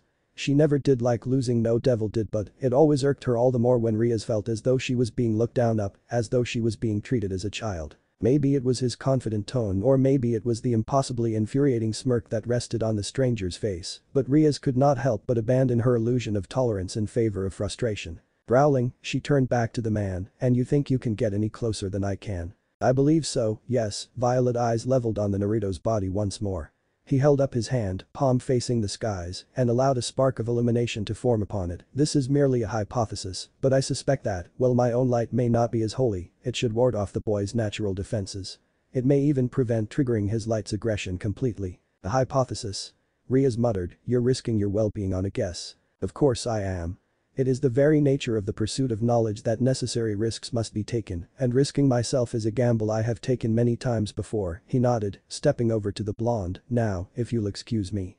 I've allowed myself too many distractions while the boy's life hangs in the balance. And let's suppose your hypothesis is correct, Rias argued, moving to stand between the stranger and Naruto. Are you going to tell me that your intentions for helping Namikaze-san are pure? My intentions? I already told you, Gremory-san, that I am here for the sake of knowledge. He shrugged. Do my intentions truly matter though? I am, after all, the lad's only hope of survival, or would you have me leave him here to rot, simply because you cannot trust me? Rias watched the man move forward, past her and the tendril of light, flaring a touch of his own power as he did so. The tendril never so much as glanced in his direction, instead opting to ensure that she could not reach her pawn by standing guard on it. Kneeling down, he deftly lifted the blonde, the holy vine retreating into Naruto's body as he did so, and placed his dead form upon his shoulders. Unable to do anything for the delinquent, Rias simply stood there, silent until the stranger turned to leave. Wait. She called out, halting the man with her words. Tell me, is he at least going to be okay? The fallen angel's smirk bloomed into a grin as he turned back to give her one final look. I can give the boy his life back, but that is it. Whether or not he will be okay and where he goes from here, well, that depends entirely upon his actions and his alone. And just like that, he was gone. Rias had blinked and he had vanished, leaving only a few black feathers drifting in the night's breeze. She was alone, standing on the path next to a puddle of blood and a lone pawn piece. She finally retrieved it, sighing as she gripped its oak-carved body in the palm of her hand. Beneath her feet, her own seal appeared, crimson as her hair, crimson as Naruto's blood. Without another word, Ria's Gremory vanished as well, leaving the park behind her. His first breath after death was the most unpleasant sensation Naruto had ever experienced in his life. More intense than the immense pain he had felt when his powers had been awakened, more startling than glancing down and discovering a cavernous pit in his sternum. It felt as though he had awoken underwater, as if he had been slumbering in the briny depths of some dark sea, gasping for fresh air only for a flood to fill his wanting lungs. For this reason, Naruto's eyes snapped open, wild and alarmed, shortly after his first breath. He coughed and sputtered, attempting to sit up only to find his body held down by a strenuous grip. In the haze of his mind, in the muddled being of having awoken after his own demise, the blonde had almost believed that he had been buried alive. The fear of suffocating in his own grave gripped Naruto's heart, panic hammering away at his senses as he struggled to sit up. "Oh, you're awake. Well, that's fine, I suppose. The gritty parts of the operation are complete after all." The calm voice drew Naruto from his hysteria, allowing the blonde to tether himself back to reality. Glancing around, however, he quickly found that, currently, reality wasn't the best place to be in. The room he found himself in was too dark to make out, the corners and walls having sunken into the inky shadows. To make matters worse, a blinding light shined down on him from above, obscuring his vision even further. What he could see, though, only served to worry him further. Strapped to a metal table by a series of leather bands and garbed only in his boxers, Naruto found himself staring down the very image of a mad scientist, his lab coat and medical gloves dripping with blood to complete the imagery. He stood at the foot of the metallic slab Naruto was trapped on, looking over a small tray of what looked like surgical tools. The clearly insane man looked at him, smiling cheerfully beneath his surgical mask. "Good morning." "Holy shit." Naruto screamed, redoubling his efforts to break free of his bonds. "What the hell's going on? I died, didn't I? I definitely did. Was last night a dream or something? Why am I here looking like I'm about to lose my damn kidney?" Seeing his patient struggling to free himself, the stranger sighed, "That leather won't break, so spare yourself the trouble. They're strong enough that they could hold down a rampaging elephant." "Who the fuck are you?" Naruto growled, ignoring the man's advice and continuing his efforts to get loose. "Where am I and what the hell are you doing to me? Really now, must you continue to struggle? I already told you the leather wouldn't break. You're in no danger, anyway. I did just finish saving your life, after all. It'd all be rather pointless if I was just going to kill you again," the man replied coolly. "If you really must know, my name is Azazel. You are in my home or, more specifically, my lab, and I am about to make it so that the angels will no longer be able to detect your presence from heaven." Naruto ceased his struggling. "You saved me? So then last night wasn't just a dream?" "I did, and I assure you that your encounter with that angel was no mere nightmare," the man, Azazel, smirked. "But if you don't believe me, why don't you activate your light and see for yourself?" "That's right. My light." Naruto craned his neck to stare down at his arms. Silently, he willed the light to spark to life, to burn as bright it had burnt the night before, and sure enough, it heeded his call. His arms blossomed with blinding illumination, capturing Naruto's wonderment as they did. "Whoa, it never gets old, does it?" "Certainly not," Azazel hummed in agreement, snatching a small iron ring from his surgical tools. "Okay, Azazel. I'm Naruto." Naruto drew his gaze from his glowing limbs, turning off his light as he eyed his supposed savior. "And I still have questions. And you will receive the answers to those questions in just a moment." Azazel nodded, moving to stand over Naruto. "But first, I have to make sure you're protected from the angels, or else all my hard work would have been for naught." Naruto glanced at the ring in Azazel's grasp. "What? Wearing that ring is gonna protect me from them, then?" "It will," Azazel smiled, "but it isn't worn like a traditional ring." "Huh? Then how's it woga?" Naruto gasped, breath hitched in his throat as he watched Azazel plunge his ring-bearing hand deep into his chest in one fluid motion. His hand dove into Naruto like his chest was made of water, never breaking the skin and never harming him. The blonde turned as white as a sheet, unable to say a word as he watched Azazel rummage around within his body for a few moments. When Azazel finally removed his hand, the ring was noticeably missing from his possession. "I have just placed that ring around the superior vena cava of your heart. Don't worry, it won't cause any harm to you. It is a signet ring, one with the seal of Solomon transcribed upon it," Azazel explained, removing his surgical mask and gloves. "While traditionally known for sealing demons, its actual purposes can extend it to sealing anything supernatural completely. The one inscribed on that ring is not powerful enough to seal your powers away, of course, but it should at the very least cloak your light's presence from any savvy eyes." As Azazel undid the straps that held Naruto down on the table, Naruto continued to stare at his unblemished chest, his eyes wide and horrified. "Don't ever do that again." Of course, Azazel grinned. Now, why don't we go to the kitchen and discuss things over breakfast? I might as well see if I have anything in your size while I'm at it. We can't have you walking around half naked all day, now can we? Azazel led Naruto out of the dark room, and not a moment too soon the blonde was certain that he glimpsed something slimy slithering around in the shadows of the lab, and he was certainly not looking forward to being introduced to it. 15 minutes and one flight of stairs later, Naruto found himself dressed in a simple pair of dark pants and a white shirt, sitting at a table sipping a cup of coffee. Azazel sat across from him, busying himself by observing Naruto's actions, detailing each and every move the blonde made on a notepad. The blonde didn't really care, being far too relieved to be out of the foreboding laboratory of his rescuer. Compared to it, the simple kitchen he sat in might as well have been a utopia, with warmth and gentleness practically radiating from the walls. Is drinking coffee really worth documenting? Naruto questioned, a flat look falling across his features. Of course it is, Naruto-kun. How else will I remember that you take your coffee black? I've never had the chance to observe a Nephilim up close before, and there is no such thing as insignificant knowledge, Azazel muttered, triumphantly dotting the end of his sentence with a period, but you said you had questions. By all means, ask away. Okay, Naruto frowned, setting his mug on the oak before him. First off, how did you save me? It was simple, really. It would seem that the throne underestimated your will to live or, at least, your light's will to survive. It is what saved you, you know. By outliving your body, it was able to keep your soul intact, Azazel explained briskly. It was simply a matter of replacing your lost flesh and organs and reattaching the soul your light protected to the rest of your physical body. Quite a challenge for the less initiated, but it was child's play for one such as me. Replacing my flesh? Naruto grimaced. The image conjuring in his mind was stomach-turning. There's no need to fret, Naruto-kun. Azazel's smile was all too cheerful, his voice all too chipper, the donors won't be missing them. After all, you don't really need the left half of your liver when you Naruto-kun, are you alright? Ichi, Naruto mumbled weakly, having slammed his head down against the oaken table. Azazel sighed in relief. Oh thank goodness, Azazel spoke, I was afraid the coffee was bad. He saved my life. I shouldn't hate him as much as I do right now, Naruto groaned mentally, lifting his head and resting it against his palm. Oh okay then, moving on. Who are you exactly? And don't say you already told me. I don't want your name, I want to know who you really are. Azazel paused, humming in thought and clicking his tongue as though he was tasting wine, as though tasting the idea of explaining to Naruto his actual identity. He nodded after a few moments of silent deliberation, more to himself than to Naruto. Very well. I am the one they call Azazel of Grigori, he who presides over the fallen angels. Fallen angels? Naruto blinked. Angels who have fallen from grace, Azazel expanded with a flourished wave of his hand. Those of us who dare to break the laws set in place by God himself cannot remain as angels. We are thrown out of heaven and plummet to earth, our wings cursed and blackened by our sins. In other words, we're the family black sheep to our holy brothers and sisters. Fallen from grace. The blonde had heard the phrase before and its familiarity brought him no comfort. His murderer, the angel who declared itself as throne, had uttered it last night when it was denouncing his father as a traitor, as a manipulator who used Kushina as a shield to avoid punishment. Naruto scowled, if you're the leader of the fallen angels, then can you tell me about one that was called Zadkiel? Zadkiel? That's a name I haven't heard in quite some time, Azazel remarked, running a hand through his hair.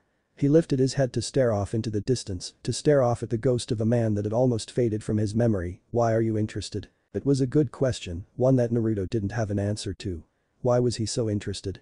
He knew that what the angel had said last night was most likely true. It had no reason to lie, no obvious earthly or spiritual benefits to gain from deceiving someone who it was seconds away from ending. Wasn't the presence of his light proof enough that the angel had been truthful? What good would it do to go searching for an answer he already knew? What could he gain from chasing a story when he already knew its conclusion? Naruto turned his gaze down at his own hands, glaring at them. Azazel watched the boy, eyeing the blonde as he struggled to bring the words to his lips. As he did, Azazel swiftly jotted down another note. It was a simple observation, an obvious one really, but one that the man was sure that many, including himself, would at times forget in the future that the Nephilim he had found, the young man he had saved, was still young, and an undeniable part of him was still human. It's amazing he's coping as well as he is, being this young and getting thrust into all of this without warning. The fact that he wasn't astounded when I announced that I am the leader of Grigori just shows how little he knows of our world and its politics. The word faction doesn't carry any weight for him, doesn't hold any significant meaning, Azazel noted, setting his notes on the table and folding his hands. Naruto-kun, I have a proposition for you. Naruto looked to Azazel, but remained silent. You seem to be grappling with what happened to you last night. I don't know if you're simply overwhelmed or if you're unable to accept this, but it doesn't matter. Azazel's expression was unreadable, his tone both distant and comforting. What matters is that you don't need to accept anything if you do not wish to. Naruto frowned, what are you saying? I am saying that it is well within my powers to erase your memory of last night's events. With my magic, I can make it so that when you wake up tomorrow, it will be as if none of this ever happened, Azazel explained. You won't remember your encounter with the angel, and, with the ring still in you, you will likely never meet another one. Without any awareness of your powers, it is highly unlikely that you will be able to use them to their fullest extent. It would be the closest you could ever come to living some semblance of a normal life again. Naruto thought to shoot down Azazel's proposal immediately, jumping at the chance to reject such an offer. He wasn't so weak that he needed to run away, wasn't so cowardly that he couldn't come to terms with what had happened. The very idea, the mere notion, insulted the blonde, and he was more than prepared to voice his discontent. The blonde opened his mouth, ready to give his answer. His words died before they even reached his lips. At that moment, it was not Naruto's pride that filled his mind. It wasn't his sense of honor, or courage, or even perseverance. All that stood at the forefront of Naruto's thoughts was the picture that sat on his desk at home, the grinning faces of the 4 people that stood in that park, and how he could never look at those smiles and feel the same sense of love and comfort. It was the memories of his mother's smile, of his father's laughter, and the despair he felt at knowing those tarnished treasures would never be the same again. No, now that he knew about his father, there was no way he could picture things in the same light. But Naruto hated the fact that his will was wavering, despised that temptation was gripping him. If I were to forget. If he were to forget, it would effectively be as if last night had never happened. He wouldn't know about his powers, he wouldn't remember about the existence of angels, he wouldn't be aware that he had died, he wouldn't be savvy to the fact that his father had lied to his family and used them as shields against God. His life, his shattered twisted life, would be restored to what it had been, what it could be again. I understand that it's a rather large decision to make, Azazel interjected and stood from the table as Naruto's resolve began to crumble. Why don't you hurry along to school and give it some thought? You can always come back if you decide you want to take me up on my offer. Naruto watched, conflicted, as Azazel flipped to a new page in his notepad and began to scribble something down. A few seconds later, he tore the page from the pad and handed the slip of paper to Naruto. Looking down at the paper, Naruto found it to be an address that he vaguely recognized. It was the address to an old, abandoned building that rested on the outskirts of town, notable only for the utterly absurd amount of urban legends and rumors that circulated about its infamous reputation as both an active hunting site and a past murder scene. What's this for? Naruto muttered, frowning, some kind of test of courage. After school, I want you to head over to that address and meet with someone there, Azazel explained, pointing to the paper as he did. I believe doing so will help you make up your mind. Naruto stared up at the man. I don't understand why you're doing all of this for me. I will admit that it would be a shame if you decided to have your memories erased. I would miss out on an astounding research opportunity, Azazel shrugged, stepping over to the table and grabbing Naruto's mug. He placed it in the sink, turning on the water to wash the cup clean, but, unlike certain peers of mine, I realized the importance of choice. Well, I suppose I should say I was made to realize the importance of choice by a certain person. If they hadn't given me a choice, I wouldn't be standing here today, after all. Naruto stood from the table and headed for the front door, still disgusted with himself for being unable to reject Azazel's offer.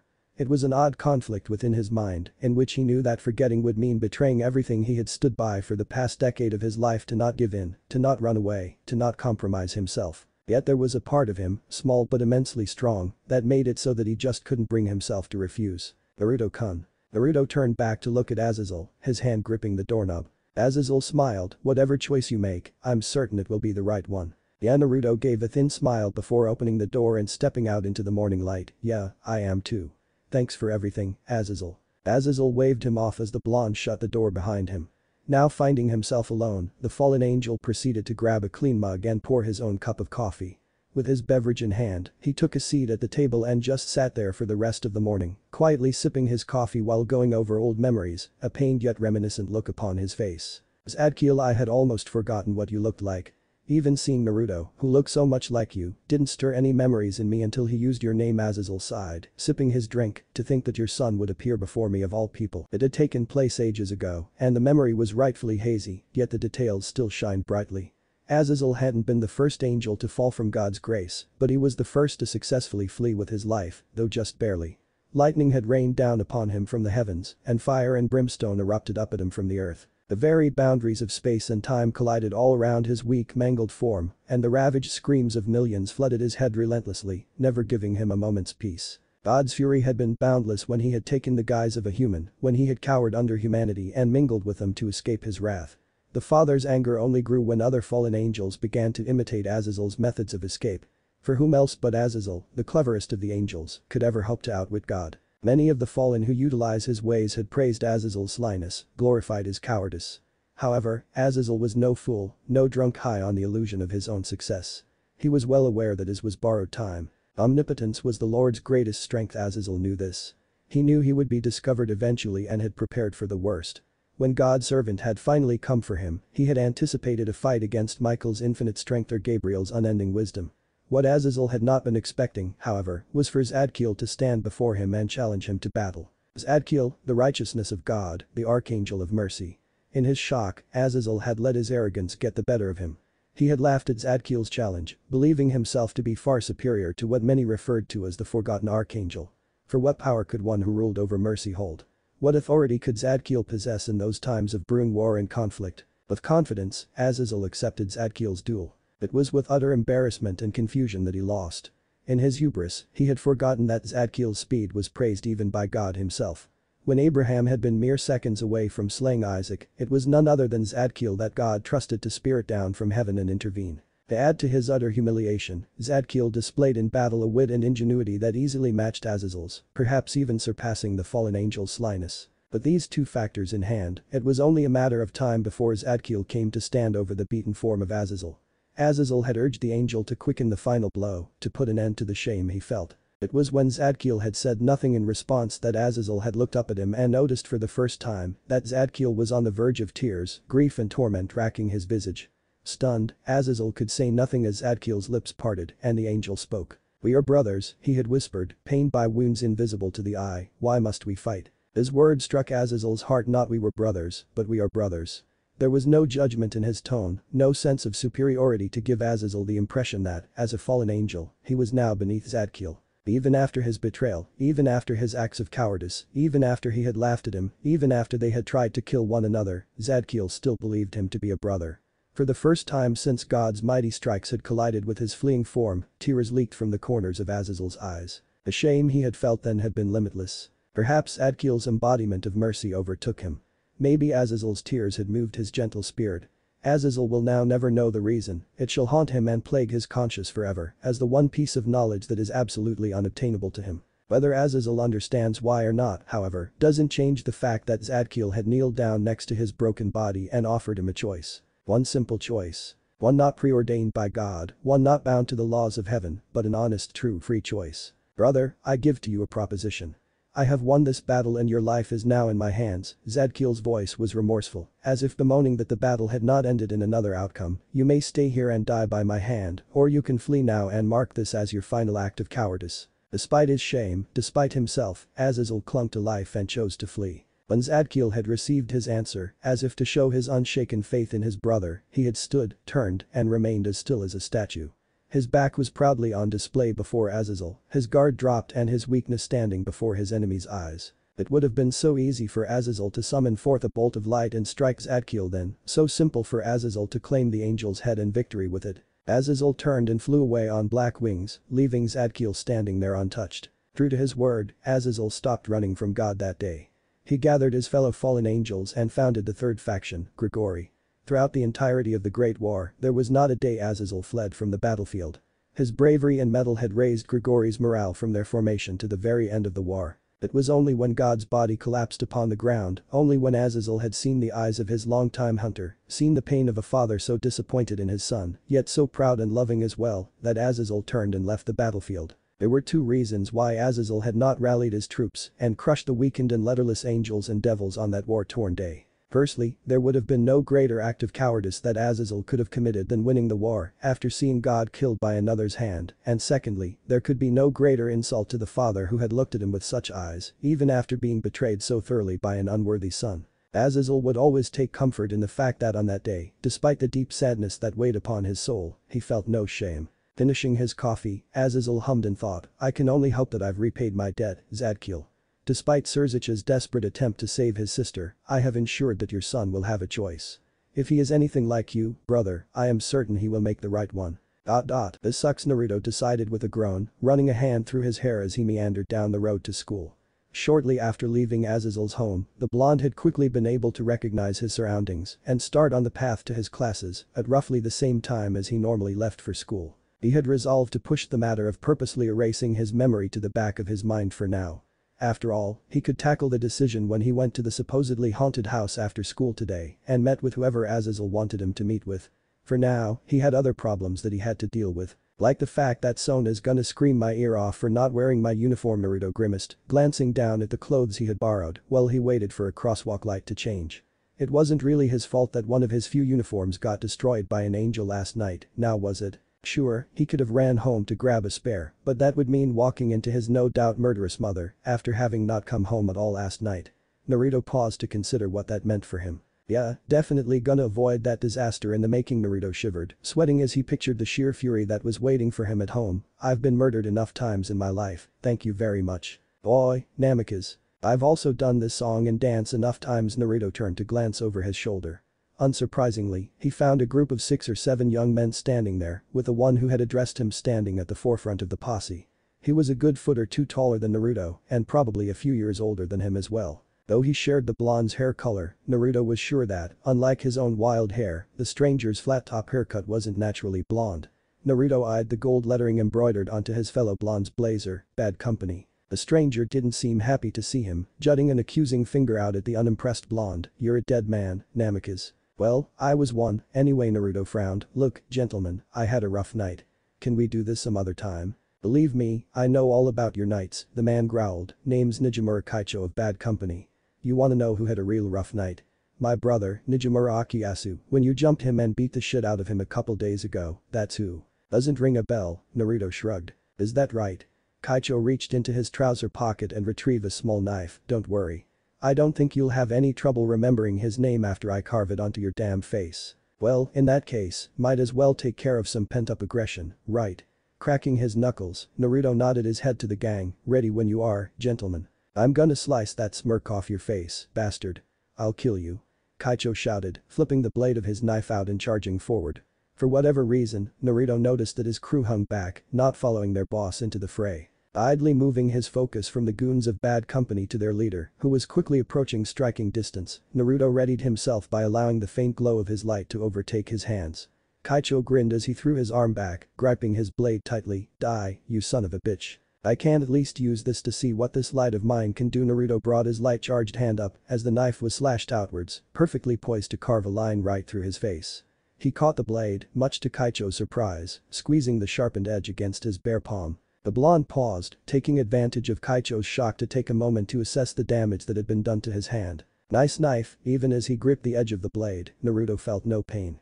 The blonde could feel no cut made by the knife, he could see and feel no blood flowing over his fingers from any wound that might have been inflicted upon him. Naruto grinned. Okay, it looks like I got a boost to my defense. What about my damage? Naruto pulled his free hand back into a fist, allowing enough light to flow into it for the glow to become plainly visible. Kaicho eyed all of this in utter confusion. What the fuck? Naruto threw his fist forward, slamming it squarely into Kaicho's face.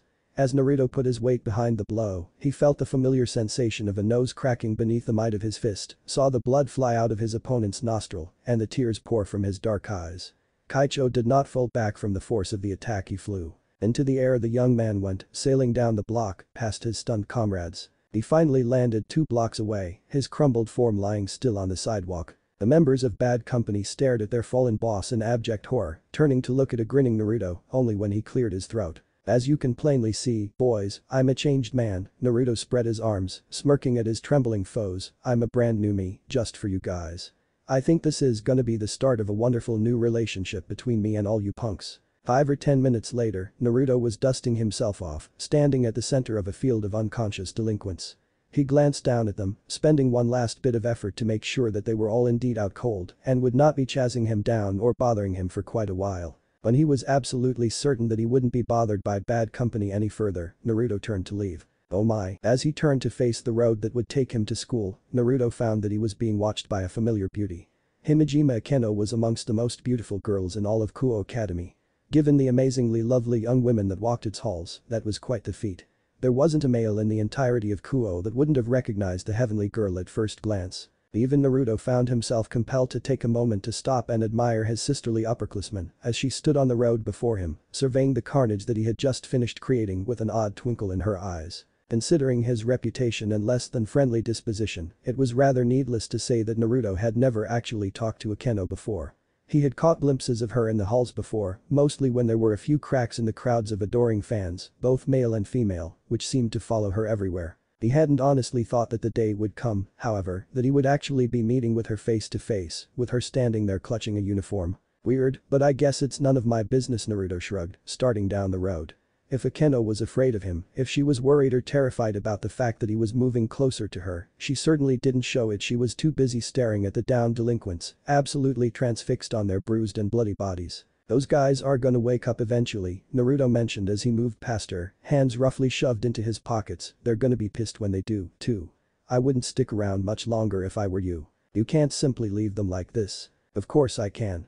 They tried to jump me, Naruto shot back, not turning to look at the girl. Life's short enough, but if they wanted to be shorter, who am I to stop them? Ara.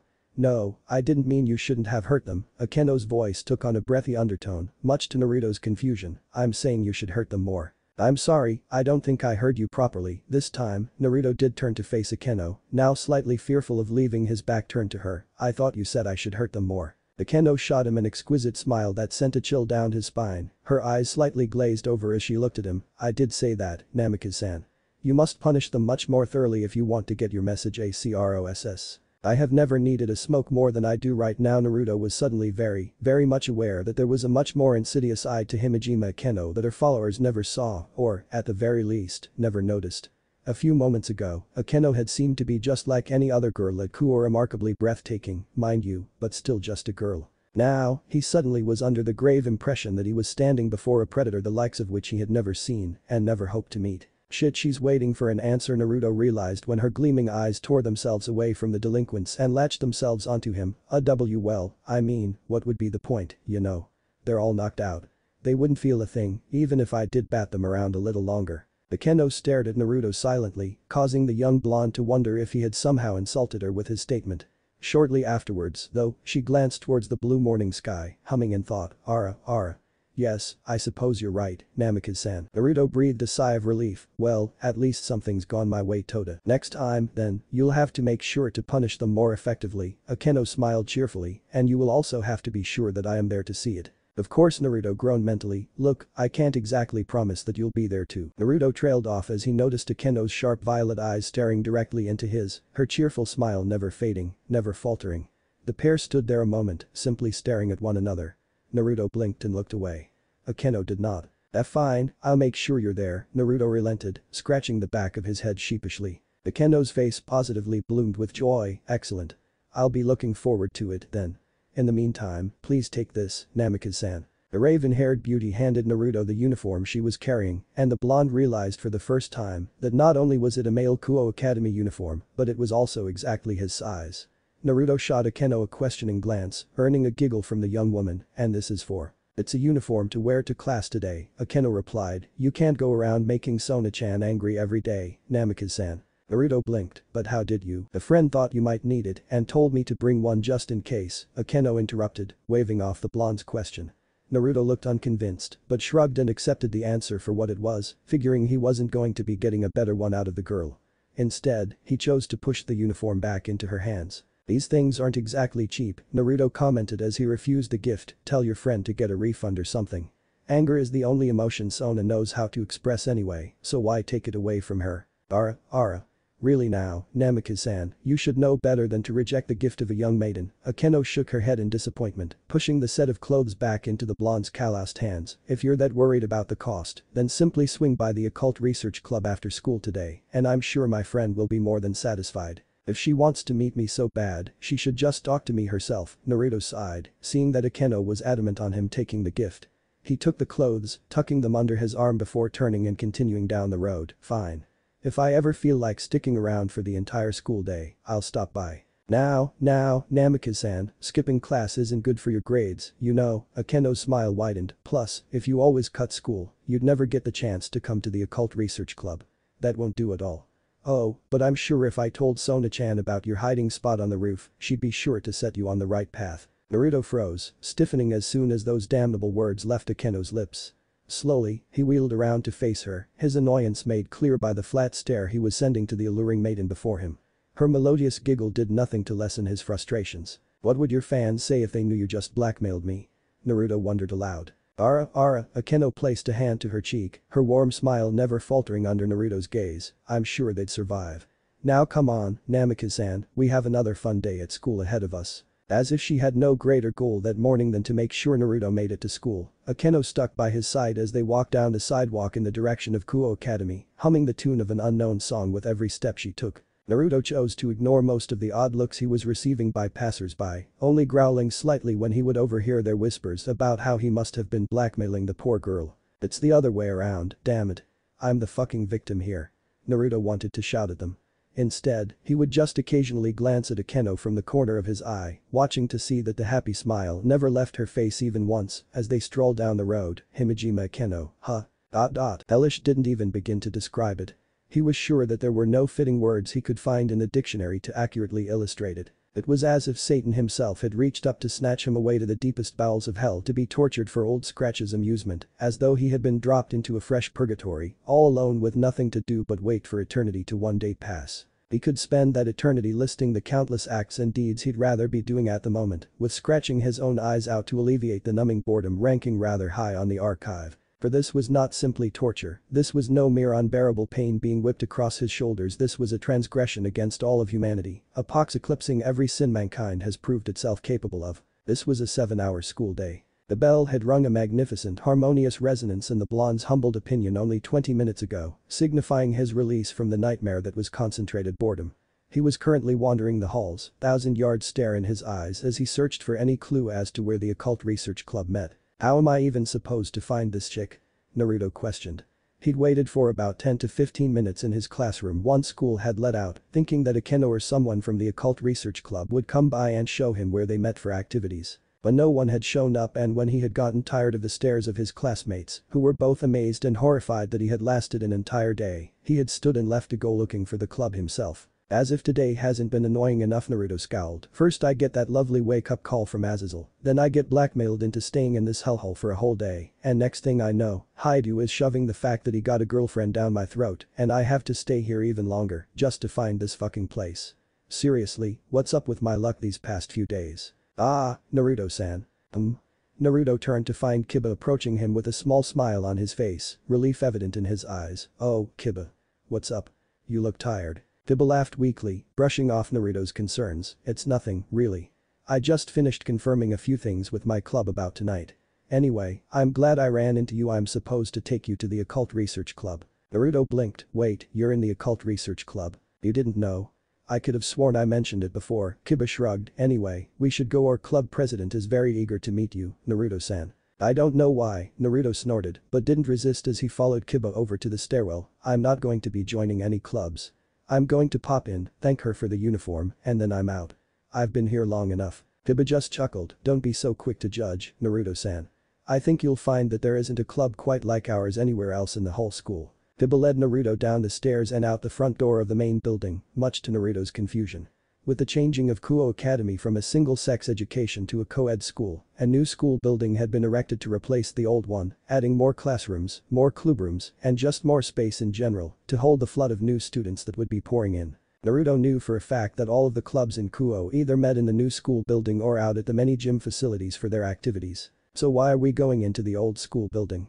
Naruto frowned. "Oi, Kiba, just where is this place?" "Oh, it's not too much further," Kiba replied as they neared a dusty stairwell. "Sorry about all this, our president enjoys her privacy." I can see that Naruto sighed, moving up the stairs after his fellow blonde, "but I didn't think that anyone was allowed to use this building anymore. We got special permission," Kiba explained with a knowing smile. "You'd be surprised at the connections our club has." He probably would. Naruto was surprised enough that Yuto Kiba had actually joined a club. He would think that any club the young man joined would have been absolutely swarmed by every female in the school, like a pack of hyenas fighting over a piece of meat, all of them just jumping at the chance to join and spend time with their crush-turned-obsession. How in the world did they manage to keep this under wraps? "Well, we're here," Kiba announced, coming to a stop right outside the first door on the second floor. He opened the door, swinging it outward and using his free hand to gesture Naruto into the room ahead of him. Naruto fixed Kiba wary stare, one that the handsome youth replied to with a disarming smile. Without another word, Naruto stalked into the room, stopping only a few steps inward to observe it as Kiba entered and shut the door behind him. It was dark, too dark to really make out anything that wasn't caught in the few rays of sun that managed to pierce through the curtains that attempted to smother every window in the room. As his eyes adjusted to the blackness of the shadows, Naruto slowly began to make out certain details of the room. The first thing he noticed, and undoubtedly the oddest object in the room, was the presence of a shower and tub in the far corner. Coming in a close second was the fireplace that jutted out of the left wall, making Naruto wonder just how the thing was hooked up to the school's gas and when it was installed. Just a few feet away from the hearth, however, was a small oaken coffee table, atop which rested a plate of chocolate cookies. Clustered around that table was a group of couches and chairs, upon which sat a familiar face, her hand extended to snatch a cookie from the plate. It was the same snow-white-haired girl from yesterday, the one who had sat up on the roof with him and told him off for smoking. She drew her amber eyes to him as he entered, meeting his blue with a nod of acknowledgement. Naruto returned the gesture with a nod of his own, masking his surprise at running into the girl here of all places. The rather stiff greeting the pair exchanged drew a giggle from further back in the room. My, they're actually quite alike, aren't they? Akeno hummed. In her hand she held a tray holding several cups and a steaming teapot. Expertly balancing the tray on one hand, the raven-haired beauty deftly grabbed a cup and placed it on the spacious wooden desktop next to her, before grasping the teapot and pouring a steady stream of warm tea into the teacup. A hand, both delicate and feminine, reached out to seize the drink. In certain aspects, I suppose, the young woman behind the desk spoke. Greetings, Namikaze-san. I take it the uniform proved useful. Ria's Gremory. The only girl in the entire school and likely the entire city thought to be even more stunningly gorgeous than Akeno. If Akeno had a crowd following her daily, then Ria's had a mob that practically hounded her every second they could. She had all the makings of a foreign belle, captivating and flawless pale skin, a curvaceous and luscious body, and striking red hair and pale blue eyes. On top of being a vision of allure and grace, she also had a rare intelligence matched only by her charm and poise, and continued to rank at the very top of the student body with flawless exam scores. In short, she was the girl that every girl in Kuo Academy wanted to be, and the girl that every guy in school wanted to be with. So Gremory is the president of the Occult Research Club. Huh. Strange hobby for a girl like her. Naruto met her gaze. Do I even want to know how you got my measurements? Some things are best left to the imagination, Rias teasingly stated with a smirk, gesturing to the couch. Please, have a seat. I'll stand, Naruto replied immediately. I just came by to thank you for the uniform. I don't have the money to pay you for it, so if you want it back, I'll wash and return it tomorrow.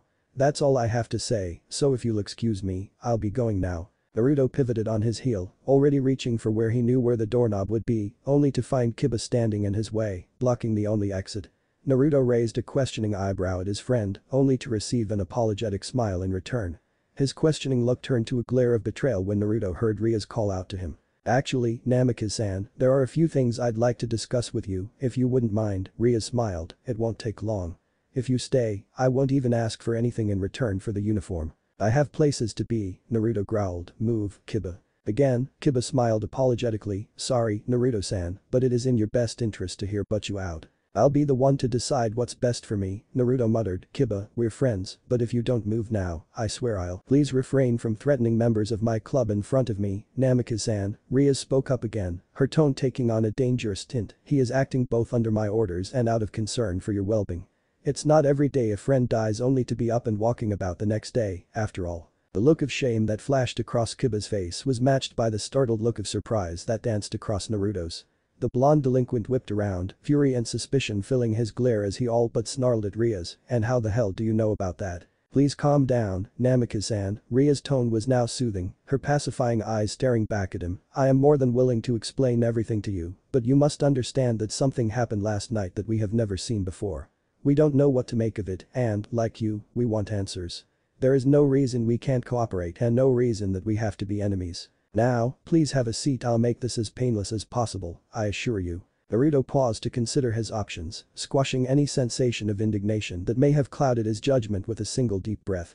He could still easily just turn around and leave. An entire gang of young adults wasn't enough to hold him back, so Yudo Kiba of all people wasn't going to be keeping him from any door he really wanted to get to. Of course, if he chose that option, he wouldn't get any answers as to how this club knew about the angels and, presumably, fallen angels. I'll stand, Naruto repeated with a reluctant grunt. Very well then, if Riaz was perturbed by his anger, she certainly didn't show it, since we are the ones keeping you here, I suppose it's only fair that you receive your answers first. Although I'm sure you are already aware, there are certain beings in this world whose abilities go beyond the norm, as far ordinary humans are concerned. For the most part, they belong to one of three races. Devil, fallen angel, and angel, Naruto finished. Riaz nodded, apparently not the least bit annoyed at having been interrupted. Correct. I believe you have already had your first encounters with both the angels and the fallen angels, Riaz casually spoke, brushing a lock of hair behind her ear. Then I hope we leave a good first impression as the first devils you've ever met, Namikaze-san. As she said those words, a pair of bat wings, dark as the night sky, unfolded themselves. Everyone in the room, everyone but Naruto, that is, was sporting a pair on their backs, looking at him to gauge his reaction to the sudden revelation. Just to be certain, Naruto tossed a glance over his shoulder to find that Kiba was indeed displaying his own pair of wings. Looking back to Riaz, Naruto just shrugged, well, you haven't shot me yet, so I guess I like you guys better than the angels. If you really want to make a good first impression, though, I would recommend not trying to keep me here against my will. Riaz blinked, you aren't surprised. Naruto gave a flat stare, lady, in the past 24 hours, I have been arrested, killed by an angel, and operated on by a mad scientist. Is it weird to find out my only friend in this place is also literally the spawn of Satan?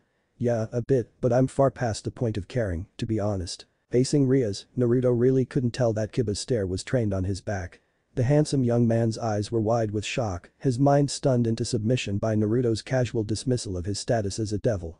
In truth, he had always wondered how Naruto would react to learning that the Udo Kiba he knew was actually a devil masquerading as a regular human student. He had expected the delinquent to be angry at the very least, perhaps even saddened that he hadn't been informed of this earlier. They just nonchalantly brushed the announcement aside, however Kiba had to chuckle now, looking back, he honestly wasn't sure why he was expecting anything different from his friend, only you, Naruto-san, could treat something as large as this like it was nothing at all. Riaz joined him in his laugher, releasing a quiet giggle, I see. Well, in any case, these three species, by their very nature, stood in disagreement with each other ever since their first encounters. This eventually led to the formation of the three great factions, a series of organized militia, each composed of thousands upon thousands of their own members, and led by their strongest. The three factions launched a series of battles and skirmishes that raged for centuries, only ending a few generations ago with one climatic final battle, in which the leaders of the devils, the four Mau, were slain by the biblical god. This is what we of the three species refer to as the Great War. So you devils lost? Naruto raised a brow. Riaz shook her head. If we'd lost, they would have left none of us alive. No, despite losing our leaders, the devils had managed to inflict just as much damage upon the angels and fallen angels, in both casualties and morale.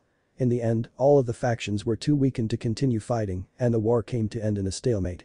We've enjoyed a ceasefire since then, but tensions have always been rather high. And you're concerned about why an angel was here last night, is that it? Naruto frowned, afraid that it might be up to no good. Not in so many words, but that is the gist of why we called you here, Riaz smiled, there is also another reason, however. And that reason would be?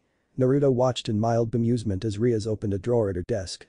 Reaching into the desk, she retrieved a small oaken chess piece, a pawn, Naruto noted, and placed it on the top of the desk for the blonde to see. For whatever reason, Naruto despised just looking at the chess piece. It was as if it was mocking him with its mere presence, as though a certain part of him considered the pawn an insult to his very existence. He averted his eyes, instead opting to match gazes with Riaz, a game of chess. I'll be honest, I don't really play. No, I am not asking you to play chess with me, Namikaze-san, though I would be more than happy to play you if you wish. Riaz gestured to the pawn, as I said, all three factions were ravaged quite badly at the end of the war. In order to regrow our numbers, we devils developed what we call the rating game system and the evil pieces. Using evil pieces like this pawn, devils are able to form what are called peerages by converting other beings into devils. With a peerage under their command, any devil can participate in the rating games and earn honor and prestige by triumphing over other devils' peerages. Unbeknownst to Naruto, Riaz was taking a rather large gamble. After last night, she had no idea if Naruto even could be reincarnated into a devil, much less what explosive effects might occur from trying to mold an evil piece into his body.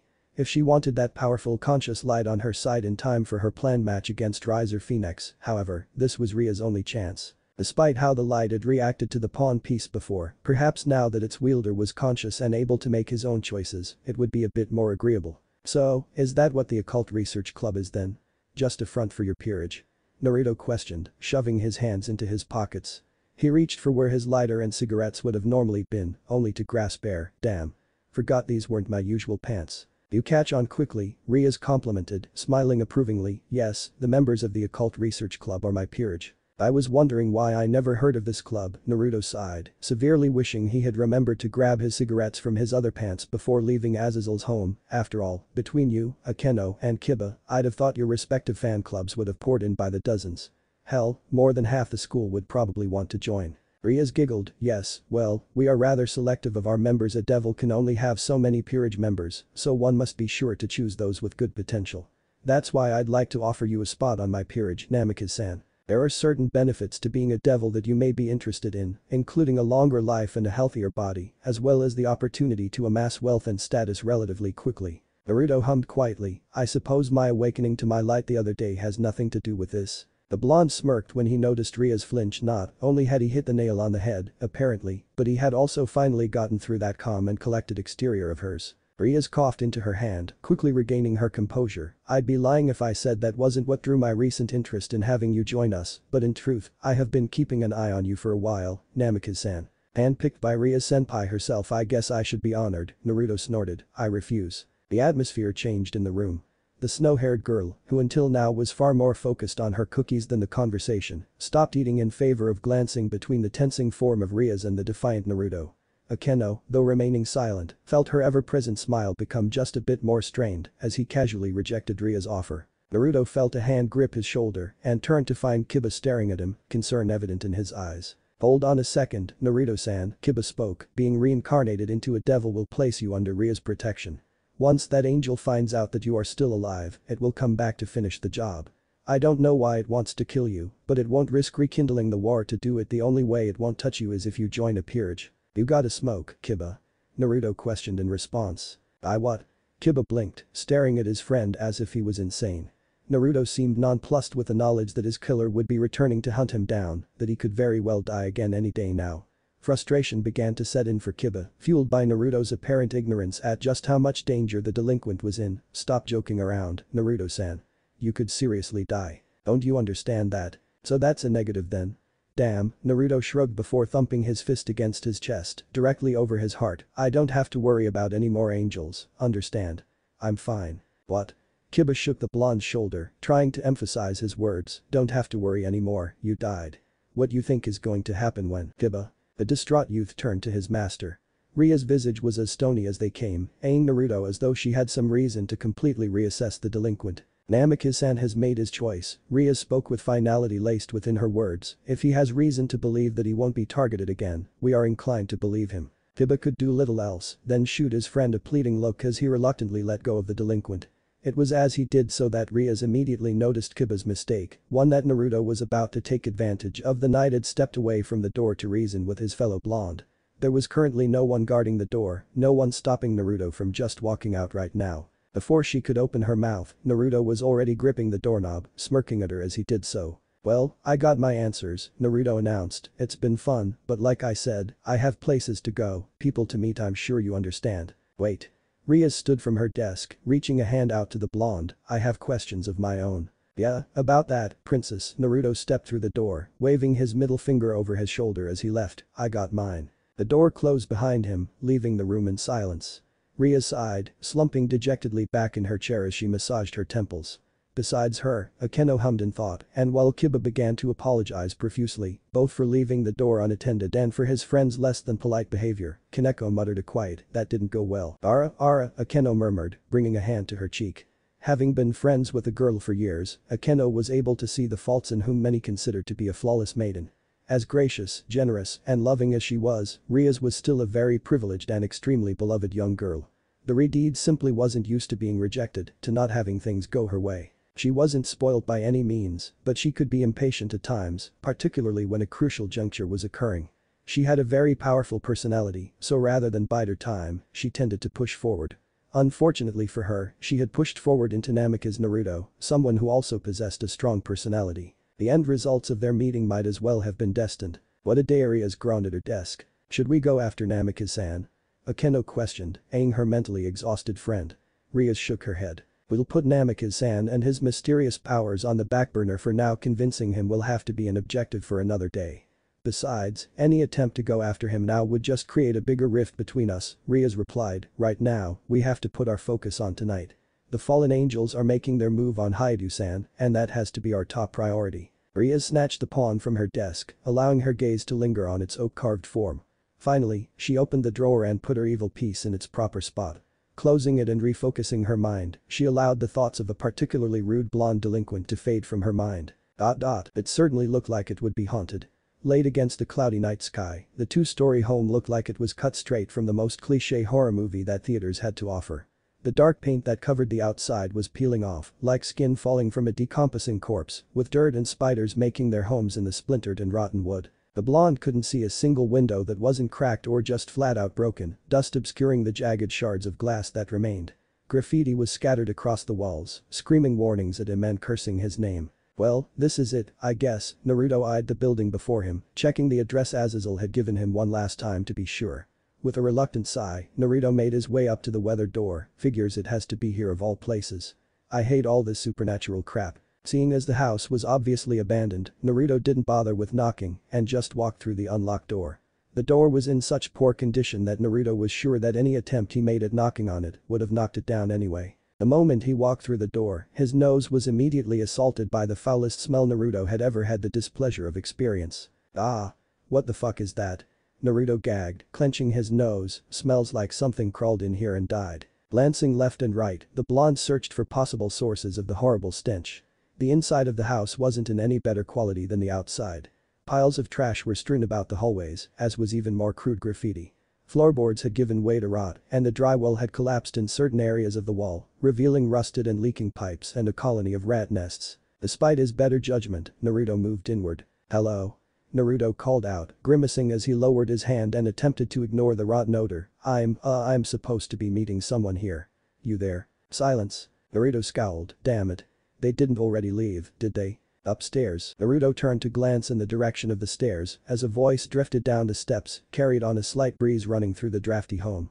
He wasn't sure whether to feel relieved that he apparently hadn't missed his mysterious contact or thoroughly creeped out at just how much this was starting to seem like a scene ripped straight from a ghost story. Upstairs, as faint as a spirit and as cool as the wind, the voice called for him again. I get it, Naruto grumbled, starting up the creaky stairs. Can't you say it in a way that's less absolutely horrifying? The blonde was honestly shocked that the rotting steps managed to support his weight as he climbed them. Reaching the top, he found himself facing a long hallway, a series of doorways spanning either side of the corridor. As if sensing his presence, the voice spoke up again. Last door on the left. Azazel said he's the one who revived me, so he wouldn't bother trying to kill me. He said this person would help me reach a decision. I shouldn't have anything to worry about. Naruto frowned, glaring into the darkness of the hallway as he moved down it. So why am I getting a really bad feeling about all this? Still, this did not dissuade the blonde from moving further and further down the hall, eyes burning as he did so. The foul stench was only growing stronger and stronger the further he moved within the home. It was only when he was just a few steps from the farthest door on the left that the reek became too overpowering and Naruto was forced to halt. Closer, Naruto gasped, his lungs begging for fresh clean air. How the hell aren't you bothered by this smell at all? Come closer. I have a better idea, Naruto growled. How about you move your lazy ass outside so we can talk like normal people? Come closer. In the past 24 hours, Naruto had been arrested. He'd had his entire childhood shattered when his father, the man he idolized above all others, was revealed to be nothing more than a traitor and a liar. Immediately afterwards, he'd been killed. He'd awoken in an unknown location, being held down by an unknown man that had his hand in his chest before that man dropped the most pressure the blonde had ever felt upon his shoulders. He'd then been attacked and dragged to school to sit through the most boring 7 hours of his life. Following that, he'd been forced into a conversation more or less against his will by a group of devils that expected him to join them. To say Naruto's patience had worn thin was a vast understatement. Fucking make me. Naruto roared back, frustration gripping his form. A hushed quiet fell upon the house, with Naruto awaiting a response from its other occupant. As the blonde listened carefully, he could hear the heavy shuffling of footsteps in the room beside him, the telltale rugged sounds of something dragging along the floor as the steps sounded. Then, without any warning, the sound stopped. Very well. A dark form flew out of the doorway, causing Naruto to jump back in alarm. The figure slammed flush against the wall before dropping down the filthy floor where it rested, still as a statue, without so much as a twitch. The maddening smell was back again, full force and absolutely unbearable, as Naruto stared at the figure with wide, horrified eyes. What had come hurtling out of the darkness of the doorway were the dismembered remains of a torso. It was falling apart at the seams, rotten flesh straining to hang on to decaying and peeling skin.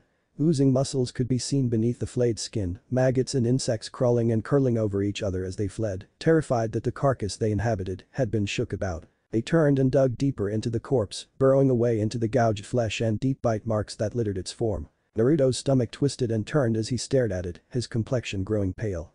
It was all he could do not to vomit at the sight. He did not have to stare at the horror long, however, for it was only seconds later that a new terror came for him. She stomped through the doorway, giant form only barely squeezing through the wooden frame. Naruto found himself face to face with a living paradox. Her upper body was that of an entrancing young woman, her chest bountiful and her form curvaceous. Hers was a long flaxen hair that shined as brilliantly as gold, as though woven by the gods themselves. Her dark eyes, large and enticing, stared at him, her full lips peeling back into a smirk, revealing pearly teeth, as delicate as her soft heart-shaped face. Her lower half, however, seemed to belong to a completely different being altogether. It was the body of a large dark lioness, dried blood and bits of flesh staining and clumping the black fur of the beast. The upper body, that of the beautiful woman, was attached to the beast's body at the neck of the lion-like form, connecting her softest features with the powerful sets of forepaws and hind legs. Despite the clearly muscled arms and legs of the beast, the monster's torso still revealed its bony ribsage hiding just beneath the fur, as though she had been starved and stood on the brink of death. Behind her, a snake churned in the air in place of a tail, hissing out the soft, quiet voice that he had heard coming up the stairs. What the fuck are you?" Naruto shouted out, taken aback by the thing in front of him. "It's been quite some time since prey has wandered into my domain without my luring them here. Such a delicious scent as well," the woman spoke lustfully, voice brimming with malicious intent. "I suppose that at the very least I can tell you my name, as thanks for presenting me with such an easy meal. I am Visor, a devil." Naruto grit his teeth as he heard her speak of him as dinner, backing up a few steps. "You sure as hell don't look like any devil I've seen." Seeing his discomfort, Visor smirked and stepped forward. "I've taken on this beautiful form through my meals. You'd be surprised at the power human blood can grant a devil." "Beautiful? Lady, you've got one fucked up definition of beauty," Naruto muttered, calling forth his light. Visor eyed his arms, curiosity mixed with the arrogance that shone in her eyes. "Oh? You seem to actually have some power, don't you?" Visor chuckled. "No matter. The thrill of the fight always makes the meat taste all the more succulent." "Okay, that's it.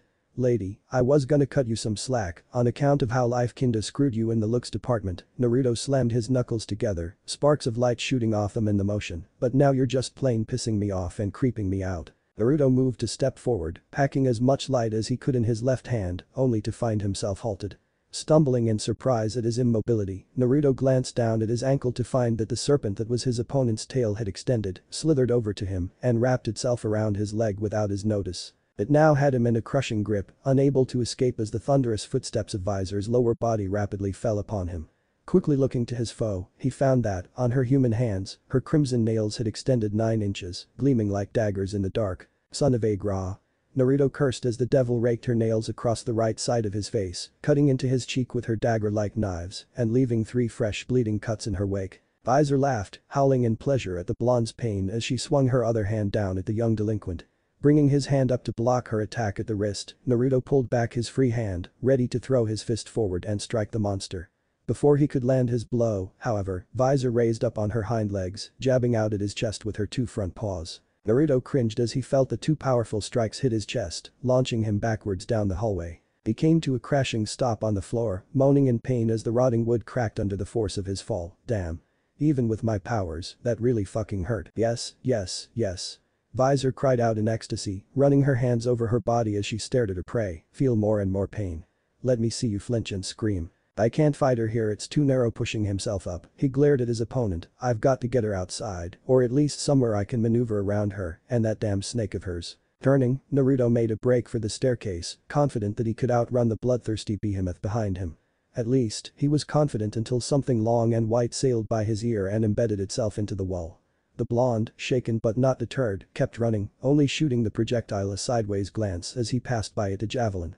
Visor laughed. "You think you can escape me, boy?" She cackled as a rib pushed itself out from her monstrous form. Grasping it, she tugged it free from her body, making a makeshift javelin of bone from her straightened rib, identical to the one she had just thrown. "You are in my domain. No one escapes me." Naruto ducked down the stairs, just in time to avoid another bone that was set to pierce the back of his head. Scrambling down the steps, he swiftly made it to the front door, his hand reaching for the knob as the house shook under the weight of Visor's footsteps. Naruto turned the brass sphere, roughly shoving on the door. It didn't budge. Come on, come on. Naruto growled as he continued to turn the knob to no avail. Open, you piece of shit. Frustration overtaking him, Naruto attempted to kick the door down, slamming into it with as much force as he could. The door didn't even shake in the slightest. Naruto stared at it in abject confusion. It had been falling apart when he had first entered, barely hanging onto its own hinges. That had been maybe 10 minutes ago, and now it was holding steadfast, as though it was reinforced with steel. The javelin lodged itself in Naruto's shoulder without warning, earning a scream from the youth as pain flooded over him.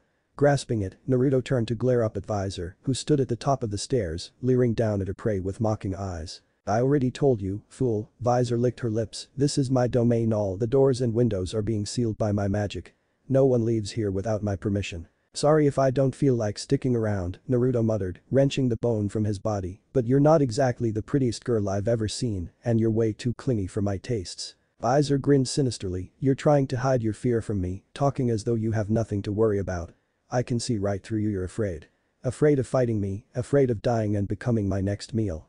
I can practically feel the fear dripping off you and it smells absolutely delicious. Crazy bitch, Naruto growled out. He couldn't deny that what she said was more true than false, however. As long as he was trapped in this house, he had no way of getting around her to her more vulnerable sides. He was forced to face her head-on, in territory that she knew like the back of her hand, territory that she apparently held some degree of control over. He had the disadvantage and he seriously doubted he'd be getting a third chance at life if Visor got him into her gullet. His plan had been to get her outside, to lure her to an open space where he could outmaneuver her giant form. With that plan gone, there was only one course of action that the blonde could foresee. Taking hold of the javelin that had stabbed into his shoulder, he threw it with all his might up at Visor. The devil wasn't caught off guard, she reached out and smacked the weapon away with one mighty swing of her paws. Ha! She laughed, did you honestly think I would be slain by my own? Visor trailed off as she realized she was no longer talking to anyone. Naruto was gone. When her gaze had switched focus from him to the bone he had thrown at her, he had taken the opportunity to do the only thing he could think of here and, leaving a trail of blood in his hurry. Further inside of the house, in a small and half-demolished kitchen, Naruto heard the frustrated shriek of his attacker. She's noticed I'm gone. I've only got a couple seconds to figure something out. He quickly glanced around the room, searching for anything he could use to his advantage.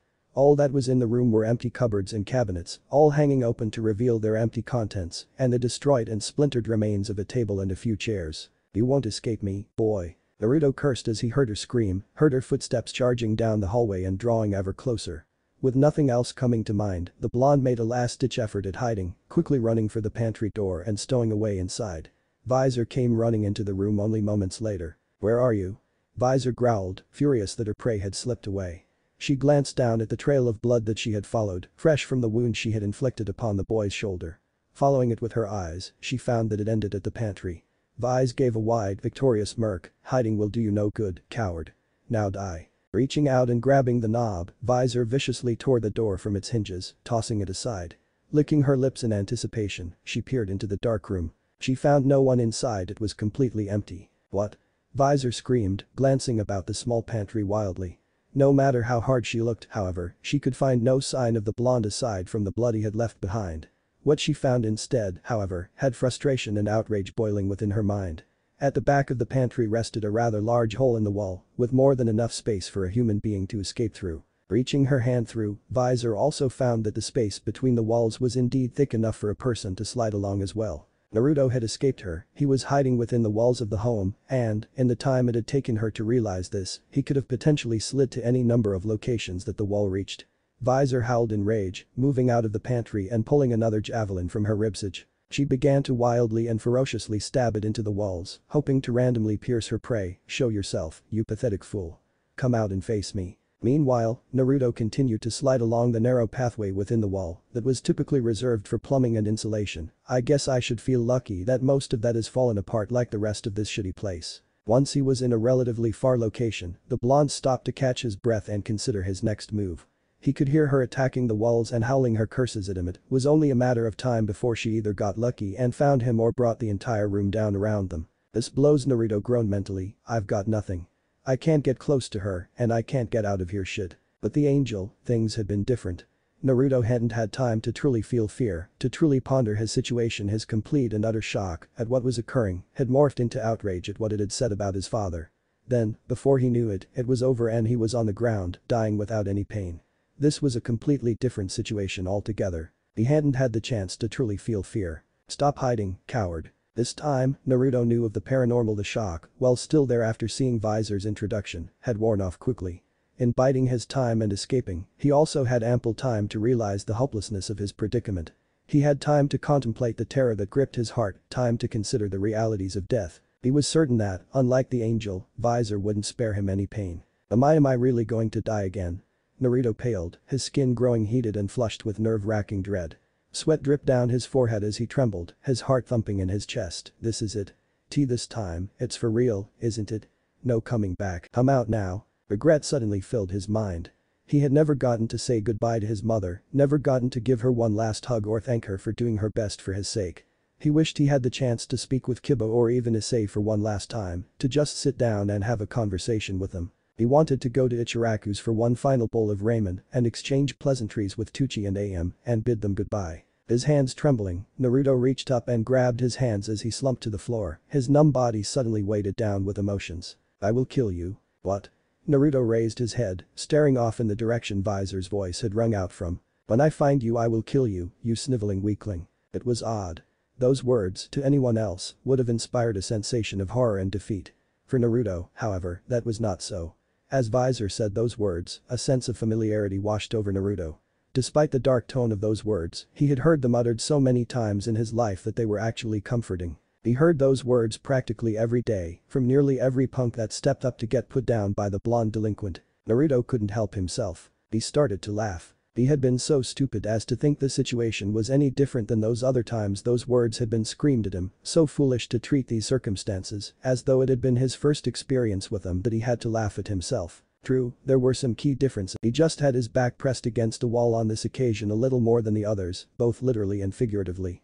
Maybe he was wrong to think so, maybe he had gone insane and was clinging to that idea to avoid grasping the true danger before him, but suddenly Naruto found himself brimming with confidence. Naruto smirked, okay, it's time for round 2. Outside the walls, Vizor could hear the laughter of her prey. His position within the dividers made his cackling seem as though it was echoing throughout the entire house, surrounding her and coming from all directions. It infuriated her to no end. She redoubled her efforts, stabbing away at the walls with even greater intensity. Don't you laugh at me, boy. Sorry. It's just that I realized how pathetic you are. Silence. Vizor roared. Not only did his laughter echo, but his voice did as well. His laughter filled her ears again. Take this goddamn house for example. You're so terrified of leaving it that you'd rather starve and wait for dumbuses to walk into your nest than go out and eat. Vizor screamed in fury, shut up. And you were calling me a coward, ha? Be quiet. She ordered, backing away from the walls and trying to locate the source of the voice. The echo made it nigh impossible, however. The truth hurts, doesn't it? I can't believe I was ever afraid of you. You're like a bad joke. I'll teach you to insult me. Vizor growled, eyeing the walls. There was nothing about this situation that didn't infuriate her, nothing about it that didn't make her want to see the blonde suffer for his transgressions against her glory. Like I said, a bad joke, real bad, but what the hell. I'll laugh anyway. His laughter resumed, echoing all around Vizor, who turned to and fro as she tried to find where it was coming from, backing further and further into the kitchen. Growling, she roared, I will finish you, you hear me, I'm going to put an end to you, boy. Her serpentine tail hissed loudly as a weight dropped onto her back. Shocked and rigid, Vizor turned her head to find Naruto smirking at her as he straddled her back. In her quest to find the source of Naruto's laughter, she had been so furious that she hadn't noticed that she had backed up to the pantry again. Naruto had doubled back to the hole in the wall he had initially crept into and taken advantage of her distracted state to get atop her. I spent the most boring 7 hours of my life coming up with different attacks to use with my light, Naruto muttered to the shocked devil, you get to have the honor of being my guinea pig. Channeling light into his hands, Naruto pulled both back before letting them fly forward and slam into the monstrous female's back.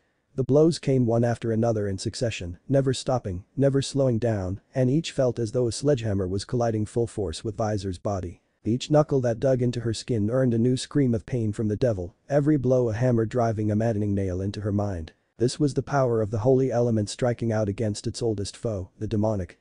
Her pale perfect complexion began to shrivel and burn under the assault, her skin decaying simply by coming into contact with the light.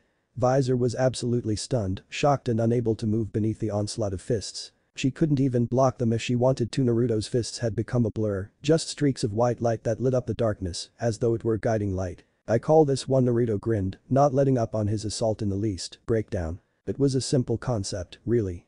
The light had improved Naruto's strength and, as he would later test out, his speed. Ordinarily, throwing punches in rapid succession without taking any time to build up strength and ready your muscles results in a weaker punch. But the light infused into his fists, however, Naruto found that he could launch as many punches as he wanted as fast as he wanted and still pack quite a bit of power behind them through use of the light's boosted strength and speed. Visor grit her teeth, willing her power to manifest and protect her from the attack.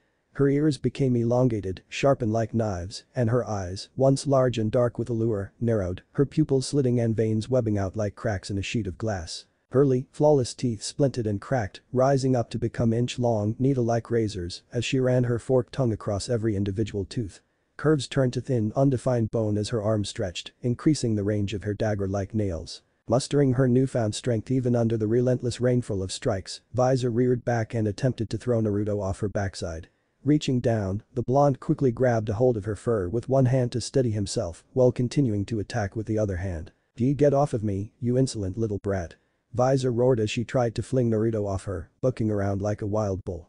Naruto held fast, however. Alright, time to end this. The blonde declared as he began to build up more and more light energy into his left hand. Hearing those words, Visor snapped. No. I refuse to be killed by a mere child. She shrieked. Bending her powerful legs, she leapt back, slamming herself and Naruto into the nearby wall. The rotting support couldn't hold either the force of her leap or the weight of her massive body. It crumbled as she hurled both of them through it, as if it were a window. The pair landed in the hallway next to the kitchen, having fallen clean through the torn wall to the other side, covered in bits of drywall and dust. Visor was the first to rise to her feet, quickly scanning through the dust and debris to find the groaning form of Naruto, who had been unfortunate enough to land underneath her gigantic body, his body half hidden under the broken wood and plasterboard. She wasted no time in raising a single powerful paw and extending its honed claws before slamming it mercilessly onto the blonde's chest. Gra! Naruto cried out in pain as the dagger-like claws cut into his flesh and the unbearable pressure and weight of Visor's paw crushed down on his torso. As she felt the bones crack underfoot, Visor's mad, lustful smile returned to her face, her eyes wide and screaming with pleasure at the sight of Naruto's pain. Yes. Scream for me. She cooed, forcing more pressure onto the blonde. I want to hear you suffer, boy. I want to see every cut and bruise I give you play out on your pitiful expression. Bitch. Naruto grunted out, his mind overridden with pain and face contorted from his suffering. Where is that mouth of yours now? The mouth that called me a coward, the mouth that dared to say I was pathetic.